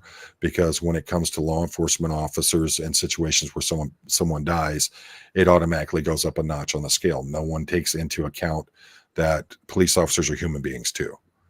So whenever I hear about the U.S. health system and its costs, it reminds me just how fortunate I am to live in a country where healthcare is free. Yeah, but you're a ginger, so who cares? No, I'm joking. I had a long discussion with a friend of mine that lives in Sweden. And when he looked at the amount of taxation that he pays, it pretty much he would be paying for private insurance here in the United States on the same thing. As a matter of fact, I think he actually pays more when you break down how much he pays out of his salary and taxes. So the healthcare is there. And, I believe in universal healthcare. I absolutely believe in it. I think that pharmaceutical companies and the big insurance companies, they rake the system horribly. I mean, you're looking at the situation that lady went in. They told her it was going to be $1,300, ends up being a $300,000 bill. And that's because an insurance company will go in there and go, no, we're not paying you $300,000. We'll pay you $200,000 for it. You're going to lose $100,000. You're just going to eat it. Well, when you're paying $20 for an aspirin, somebody's gouging them prices. Eloise, Chad, I didn't know you dated Kim Kardashian. Why, oh, why did you break her heart? I must say you are a way better choice than Kanye. Before he answers that, let's remember he was the prelude to Kanye, and that's probably what drove her to Kanye's arms. But go ahead, Chad. How about this? Find out on the next Poem to Go stream. Let me get my Photoshop going. We'll have things going. Chat GPT. Let's see here. Brian Goodson, welcome to the channel. Have you ever had an incompetent officer that you could not fire? We had a guy in our department, 20 years. Yeah. Every department has those, and they're protected one way or another. I literally went after someone one time because of something that they did that I knew was wrong. And basically I was told it's going to come down to, you're going to lose your job and you'll never be a cop again. And so that's why when I was able to get into the position of being a command officer, being a executive, and then the chief of police, I handled things completely different. There's no, well, this guy did this back 20 years ago, so we have to take care of him now. No. If I have to learn from things that happen in my daily patrol, my daily life, I have to learn. I have to make changes that may not coincide with, they changed the law. So now you have to react differently, you have to do things differently. That officer's going to have to do it too. It was great that you did that back then, but you're not guaranteed because of one incident, a lifetime of being taken care of. And everyone has to walk on eggshells around you so that you don't get upset. That's one of those old boy systems that I would love to see gone. And there are a lot of officers out there do their job the right way every day. And you have that one individual, just because something major happened 20 years ago, that for the rest of their career, they're basically allowed to do what they want and people just ignore it. So you got to remember, it's like working for any major corporation, any company whatsoever. You got, say, the boss's son. The boss's son is going in there and they're literally showing up at work drunk. They're going back in one of the closets, sleeping out the day while you're out there busting your butt. You're making 15, 20 bucks an hour, and the boss's kid is making 50 an hour. It's not right. But what you do is you get to the point where you're actually in control and you can make the differences and the changes, and you make sure that stuff doesn't keep happening. So yeah, I've seen it. I've seen it. And I've also been involved in, as an executive, working on and seeing through in terminations for officers for things that they've done. Electric Boogaloo, we had a raid up the road from us, a whole lot of people with shotguns, plain clothes. Dad called cops and they said they wouldn't at least confirm it was them. Very scary. And the reason for that is during a forced entry like that, or a situation like that, a very hostile situation, they're basically going to give you the very basic information that they have to, and tell you need to take cover, don't be outside, quit trying to intervene with it. If I'm on an active shooter, the last thing I'm going to do is stop and tell everybody what's going on. All right, I'm going to tell everybody, get to safety, get yourself in your house, lock your doors, close your windows. When it's over with, I'll come talk to you. But for right now, I just need you to get out of the way so that you're out of harm's way. And then we'll come back. And that again breaks down to the kind of relationship the department has with the community. If I showed up in a neighborhood and I said, get yourselves in the house, lock your doors, don't talk to anybody. As soon as it's over with, I'll come back and talk to you. People knew that as soon as it was over with, I was going to do it, or someone from the department would be out there talking to everyone. But that all comes down to having that good relationship with your community. Posse Alex, you mentioned your role is now to make sure justice is served. How do you go about that? Do you have the access to documents similar way a PI would? Now that I'm not a law enforcement officer, I have the ability to use a lot of different things that as a police officer I wouldn't be able to use because they wouldn't be admissible in court. So I'm allowed to look at different things. There are things that, say, if you were to give me some documentation from COS and I use that in one of my live streams or something like that, I can do that. I'm presenting it as a news kind of thing. But as a law enforcement officer, I've got to be able to prove where it came from. And if they say this is stolen technology or stolen information from us, we never put this out in the public. No one should have had it. Someone stole it from us.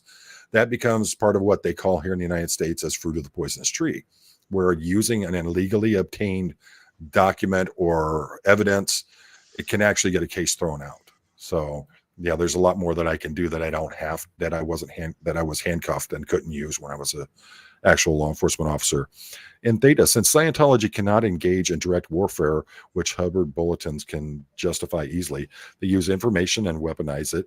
It's an intelligence operation. Yeah, well, that's where private investigators and all that come in. And what happens there is, they're taking all that information and they're looking for things that they can show, or they can take a molehill, turn it into a mountain just because they scream it loud enough, or they make enough conjecture. We've all seen the videos where groups of people would approach a singular person, say in an airport or in a restaurant or out on the street, and start screaming, "Hey, are you still engaging in wrongful acts with children?" And I'm saying it in a way so it doesn't get me demonetized or get me struck, but you know what I'm saying. Are you still SAing children? Are you still doing this? Are you still doing that? Hey, do people know that you're being investigated for crimes? Showing up, a private investigator showing up to someone's home, it's going, "Hey, do you know Clearwater Chad? We're investigating him for serious crimes." That is all in the whole warfare, and to be able to use that again to make people's lives miserable. So, as police officers, we can't do that, but private entities, private citizens, they can do that. If you start getting into the slander and defamation and all that, I mean, those are things like if you catch them on video and they're telling all of your neighbors, "Yeah, we're investigating this person for crimes," then you bring a lawsuit against them for defamation and slander, and you pull them into court and make them prove what crimes you're doing. And when it gets in front of a court and you say, "Well, this is crimes as it's written in Scientology technology and documents," the courts are going to be, "Yeah, that's not crimes." So just because you call it one thing doesn't mean that's what it is. Let's see here. Irma Webb, I pulled a cat from under a car to take a burn out of its mouth. The bird bit me. Oh, bird out of its mouth. Yeah. It's fight or flight. So yeah, don't be, I've worked with, giving an idea, in Thailand, we found a northern banded crate was caught in a fishing net, and I had to cut it out. The whole time that I'm trying to cut it out of the fishing net, it is trying to bite me, and it's one of the world's top 3 venomous snakes. The thing is that it's just terrified. Then that's what's going with that bird. I mean, first you have a cat that's caught it, you take it out of the cat's mouth, you're the bigger monster now. So yeah, that's how it is, and it's unfortunate that's what it is. They don't understand that you're actually trying to save them. So, world SD lawyer, not Shelley, but for other adults, they are free to disappear. Yeah, we talked about that. Yeah, that's a very clear point on that. Is that with children, they are under the control or the guardianship of their parents, and with adults, unless you're found to be unable to take care of your own needs and everything, you have the right of freedom of travel. You have to stay constantly on information. Information is crucial. Seconds can make a difference in the military. Exactly. And the same with law enforcement. But unfortunately, like I said, it becomes a point of people don't talk to the police. So, Apostate Alex, thank you for joining us, and get yourself on to bed, brother. I'll talk to you later. We'll catch up this week on a couple of other things. Also, be advised, talking to Alex, I'm waiting to hear back from Doug. I know Chad's down for it. Another 4 horsemen is going to be coming up, and that's awesome. Free Xeno Project comment: you are free to pick up and leave without being harassed unless you're in Scientology. And people will try to use law enforcement as a way to harass or stalk other people. All right, let's get on down here. See what else we've got going on here. Freezing, I guess that is true, but the reasonable people speak out is the illegal actions and horrible situations they are put through. Yeah. Oh, and that was a response to Apostate Alex. Yeah, there's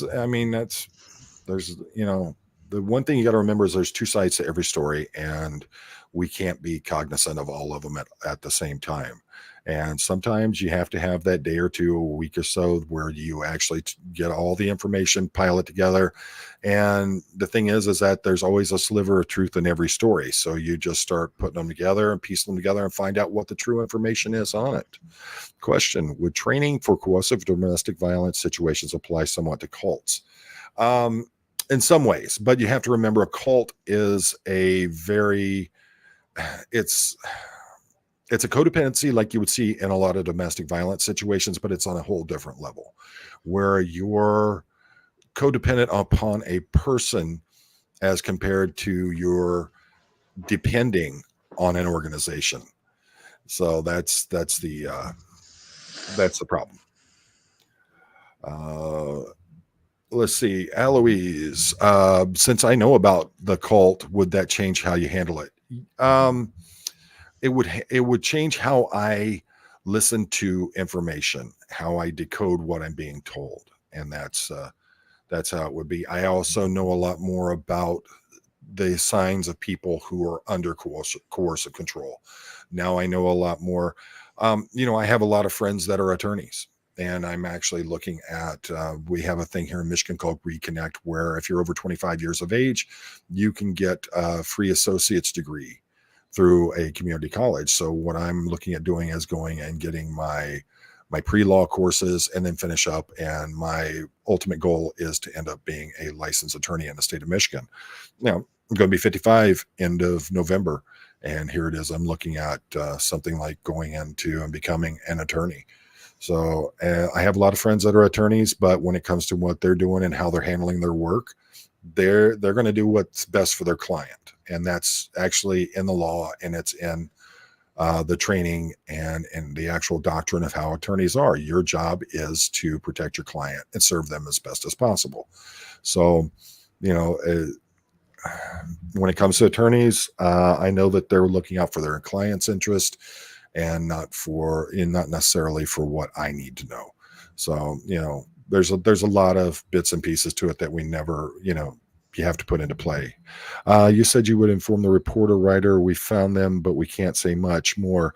How would you handle Leah's question when she asked, "Did you see her alone? Could you share that or no?" I'd share it, and I would make it a very clear point of she requested that the attorney be present, and by law, I have to allow that attorney to be there. Um, and the thing is that it's just a matter of um, you know she may want things, she may want to hear different things, and she may not hear what she wants to hear, and she may not like it, but at least I'm coming with the truth. So that's you know can't make everybody happy all the time. That's the first rule of law enforcement.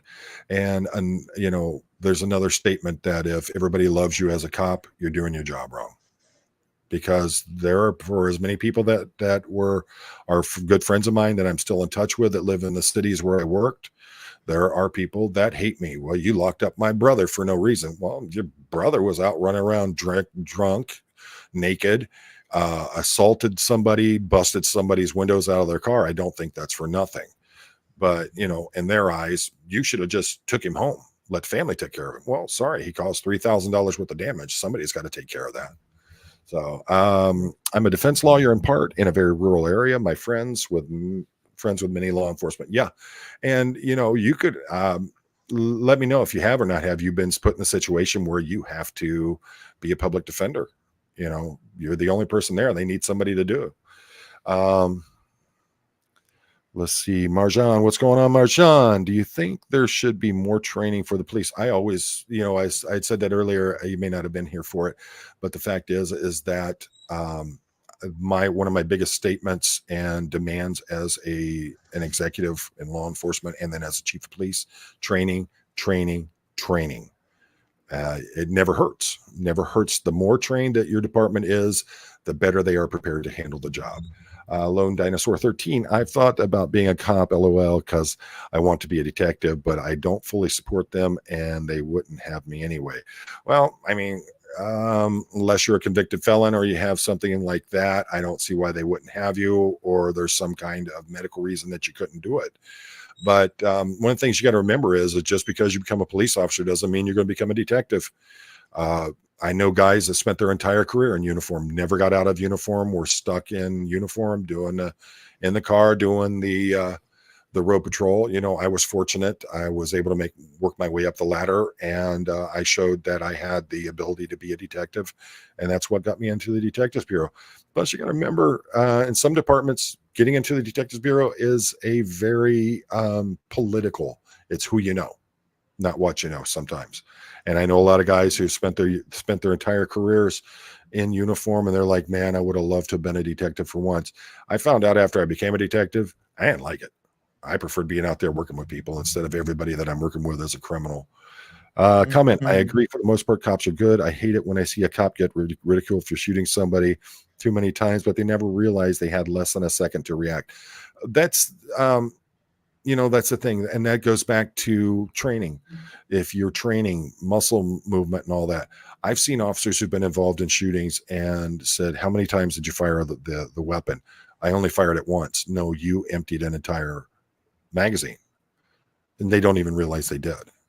It just happens. The adrenaline hits, everything goes off, and that's what happens. We'll see videos with the, you'll see officers, and there's 10 officers. They've all got their weapons drawn. Every one of them empties their magazine. There's no reason in the world that should have happened. But once you start throwing in adrenaline and everything else that's going on, it almost becomes a chaotic situation. So I've been there, I've seen it, and it's not fun. Do you think mental health should be mandatory for police officers? Oh yeah, most definitely. I've talked about that many times over the fact that for many years, if you were a law enforcement officer and you wanted to seek guidance counseling, you wanted to seek some kind of social worker, you wanted to see a psychiatrist, it was pretty much the end of your career. You were blackballed. You're going to be stuck doing parking tickets. Here's to help buy a mug for little Chad. There you go. Thank you, Julianne. Thanks. That's awesome. All right. Love it. Loving the chat, but have to be up super early. So heading out. Night, cool cats. Consider yourselves hugged. Thank you. Love it. We appreciate you being here. All right. Let's see. Let me see.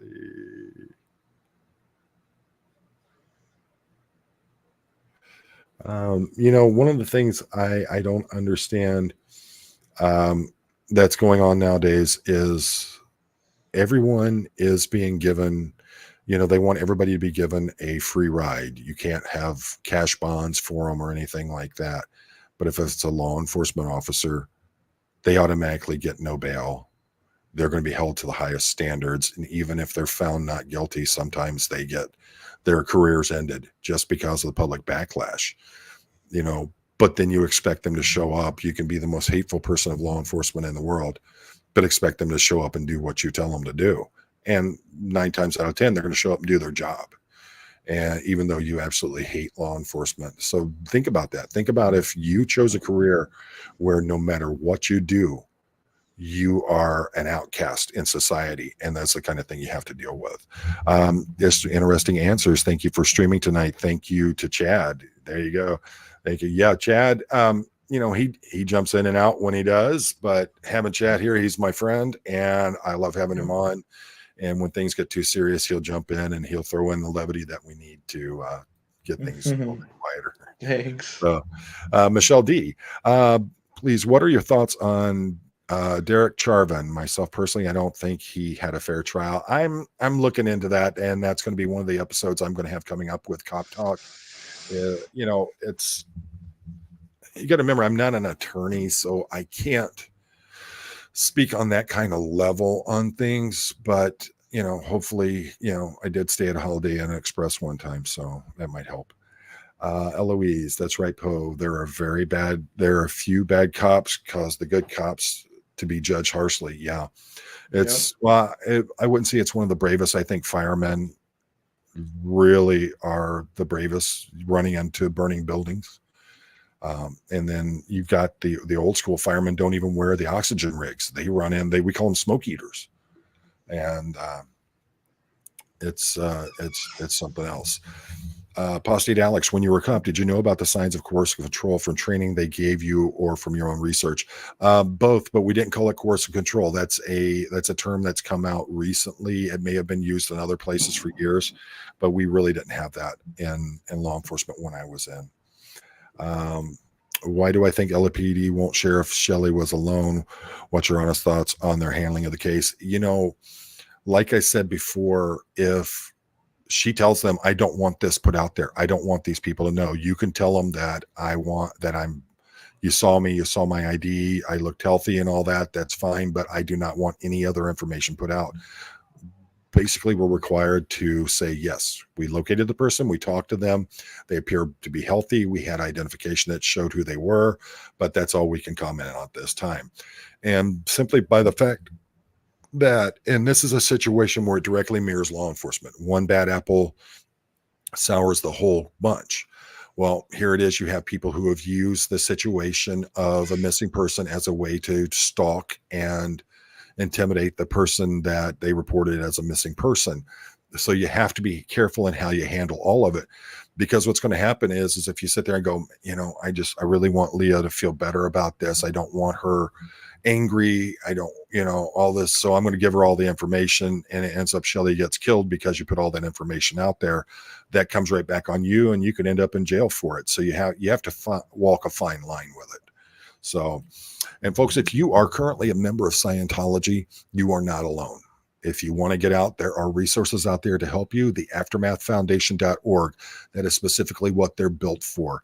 They came together as a group of people who were former Scientologists, put together this foundation where they raise money, and they're able to get those who are leaving Scientology and are scared or don't have any way of supporting themselves or their families. They try to get them out there, get you anonymously if that's what you want, and they will take you and try to help you get you back on your feet, get you the things that you need. So if you're scared, you don't know what to do, you want to leave Scientology, but you don't know how to do it, get hold of the aftermathfoundation.org, and they can do so anonymously, help get you out of there, and hopefully get you back on your feet. So, and everybody, make sure you're showing some love to Apostate Alex for doing a great job and moderating tonight. My dad was a cop in the early 70s to the mid 70s in Toronto and North Bay. Then one day walked into City Hall, signed a piece of paper, and was transferred to the fire department, where he spent 30 years. Honestly, there are times I wish I had went to the fire department instead of being a police officer. When I looked at these guys are working 24-hour shifts, they're working 3 shifts a week. And no, I think it's 2 shifts a week. These guys had full-time jobs elsewhere. Most of them worked for the local steel mill and the fire department at the steel mill. So they're turning around. They have 2 careers, 2 pensions when they left. They were lucky if they got called out on fires twice a week. Most of the time it was on ambulance runs or medicals or things like that. But and plus everybody loves a fireman. It's a whole lot different having people showing up and bringing you dinner at the fire hall to say thank you for doing your service and all that, as compared to showing up and have somebody spit at you. So I can understand why you did it. Plus, when you get in there and you see the folks who are literally lazy pieces of crap who should have never had the badge in the first place, and they're protected because of something that happened over 20 years ago, it can sour you. Chad is drunk. All those cups have booze in them. No, he's drinking Thetan juice. That's what he's drinking. True. Thanks, Poe. Poe's got my back. Yeah, always, brother. Always. Good comment, Poe. Make sure you're getting over there and subscribing to Chad's channel and showing him some love. Chad's putting some great content out there. He's almost every day he's on there putting content out, doing a great job. He's building a great community. Plus, he's had 2 chatathons now. Fortunately, Mike was able to raise quite a bit of money and is set for a while. We decided at the last minute, after finding that information out, let's turn the chatathon into, instead of a telethon type situation, as a celebration of Mike Render and all that he's done. And I think it was a great coming together of the community. So yeah. My father retired from the force in 1998. He made it up to detective sergeant. Awesome. He said when he left that if a young kid was coming through the ranks with no experience but being made high in the ranks, I know exactly what you're talking about, Michelle. Yeah. We had what were called legacies, children of retired higher ranking people who just seemed to magically teleport themselves into these roles in the department. You had other people that were friends with politicians, things like that. Next thing you know, they're put into a special assignment and they're working with the DEA or the FBI or Department of Justice, the state police. You never see them around getting unlimited overtime. You don't know what they're actually doing. Some folks, I worked with a guy named Eddie O. He went to work with the narcotics organization and worked his butt off. And I got to say, he did a great job with it. If I called him up and said, hey, there's this house over here, can you take a look at it? Within 24 hours, he was doing a trash pull and telling me what was going on with it. And it was never a matter of, well, I don't think you did a good enough job. No, I had faith in him and he did a great job with it.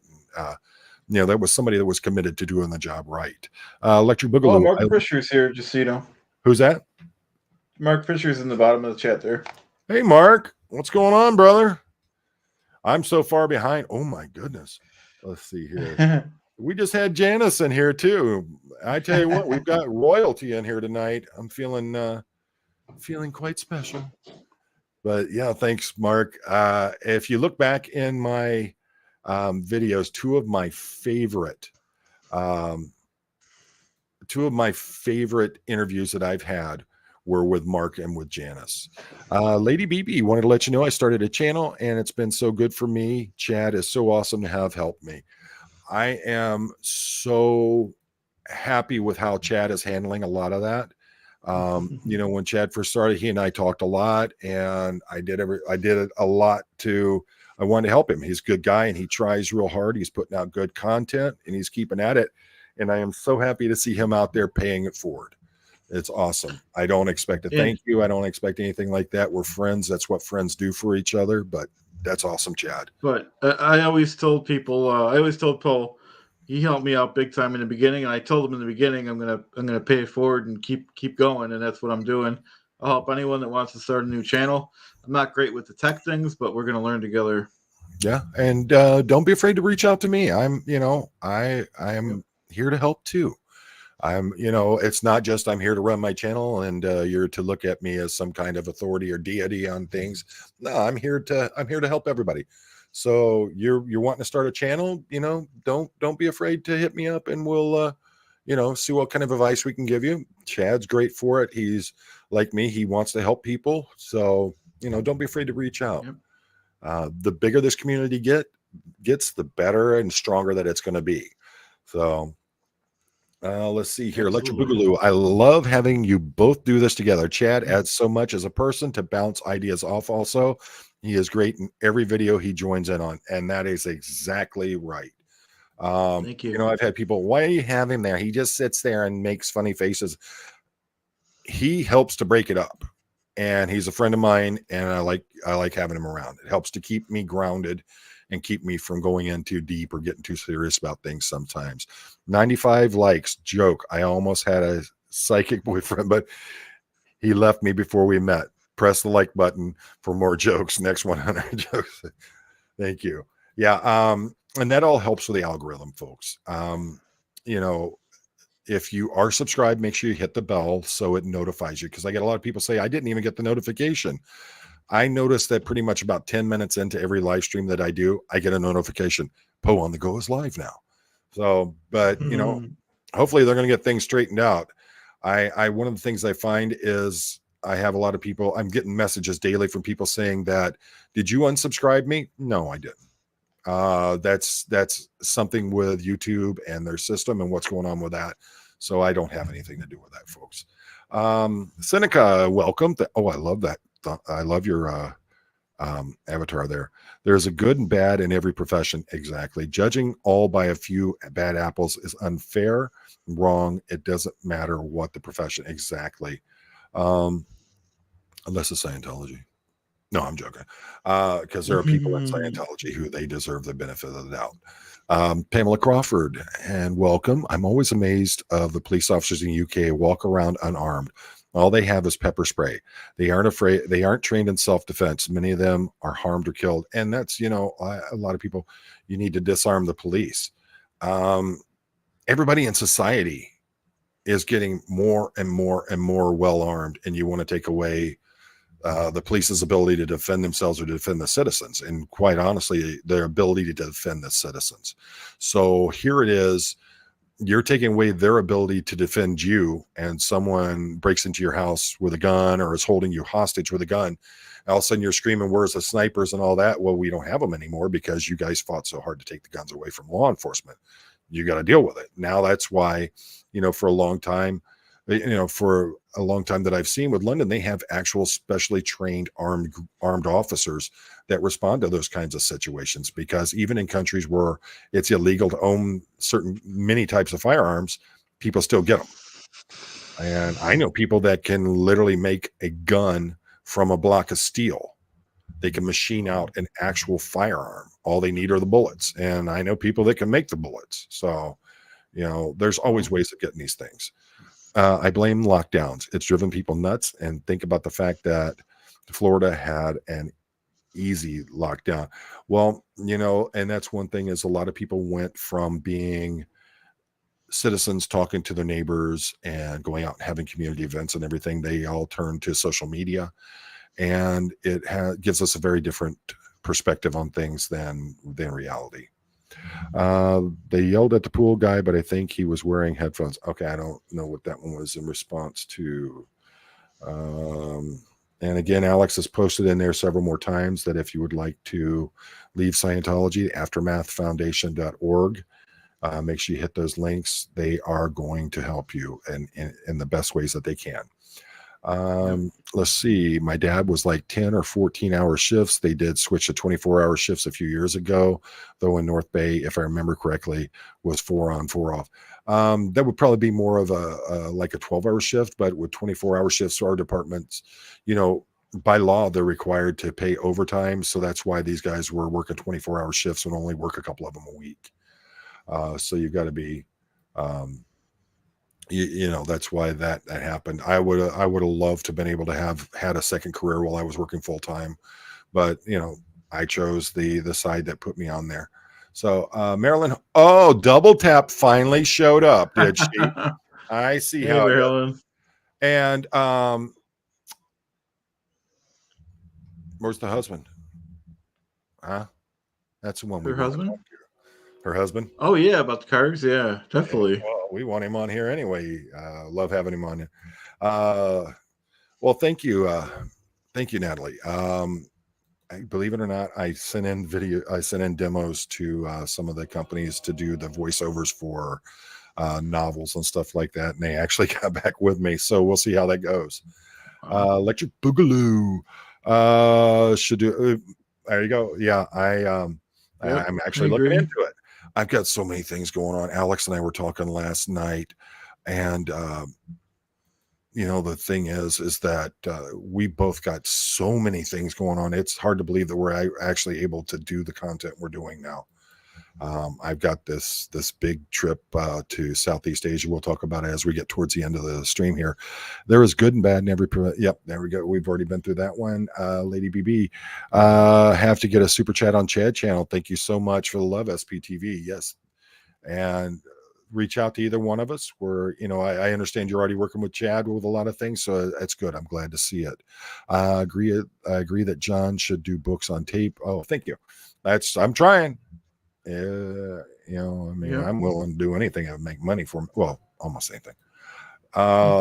What can we do about to get the FBI to investigate Scientology? It's going to come down to a matter of several different things when it happens with your major federal agencies.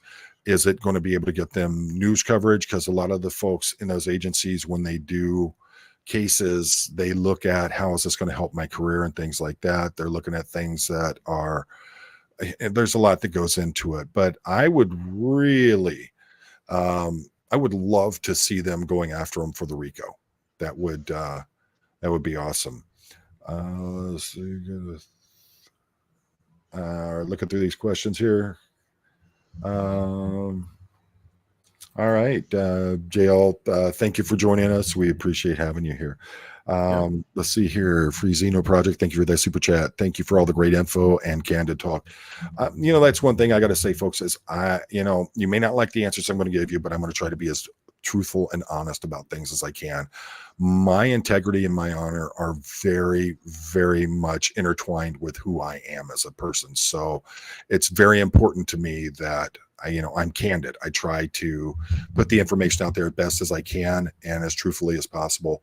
And again, I'm not going to make everybody happy. I don't expect to. I've learned from years of being in law enforcement that the truth hurts. And a lot of times folks don't like it, but that's just how it is.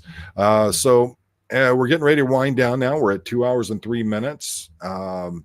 So talking about things that are coming up, tomorrow, starting the daily cop talk with Chief Poe. We're going to be doing 30 days straight where I'm going to be coming on every night at 6 or 8 p.m. You'll be getting the notices on them. The actual cop talks will be at 6 p.m.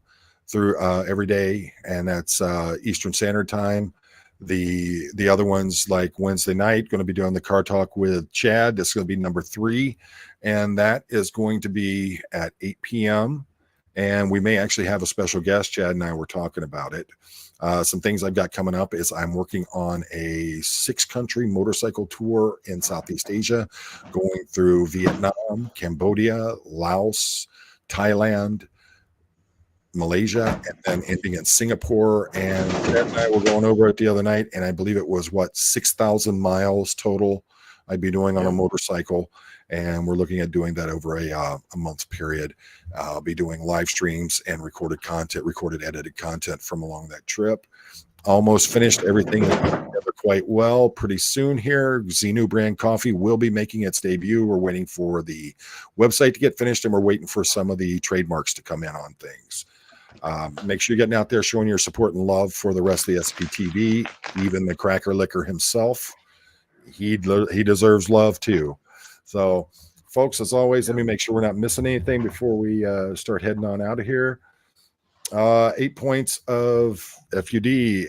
Yeah, but you can rewatch it. You can put it on there and rewatch it after it's all over and done with. But, folks, as always, we have one shot at this life.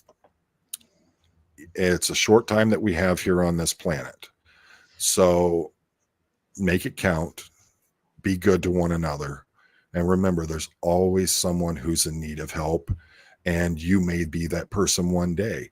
And sometimes it's the fruit that you throw out that produces the trees that give you the fruit to live off of. So make sure you pass it on. You treat everybody with respect as best as you can. Chad, you got anything before we leave out? Oh, just don't forget to take my 10X program, my 10X Fast Free Money program. Thanks, guys. No, it was a great night.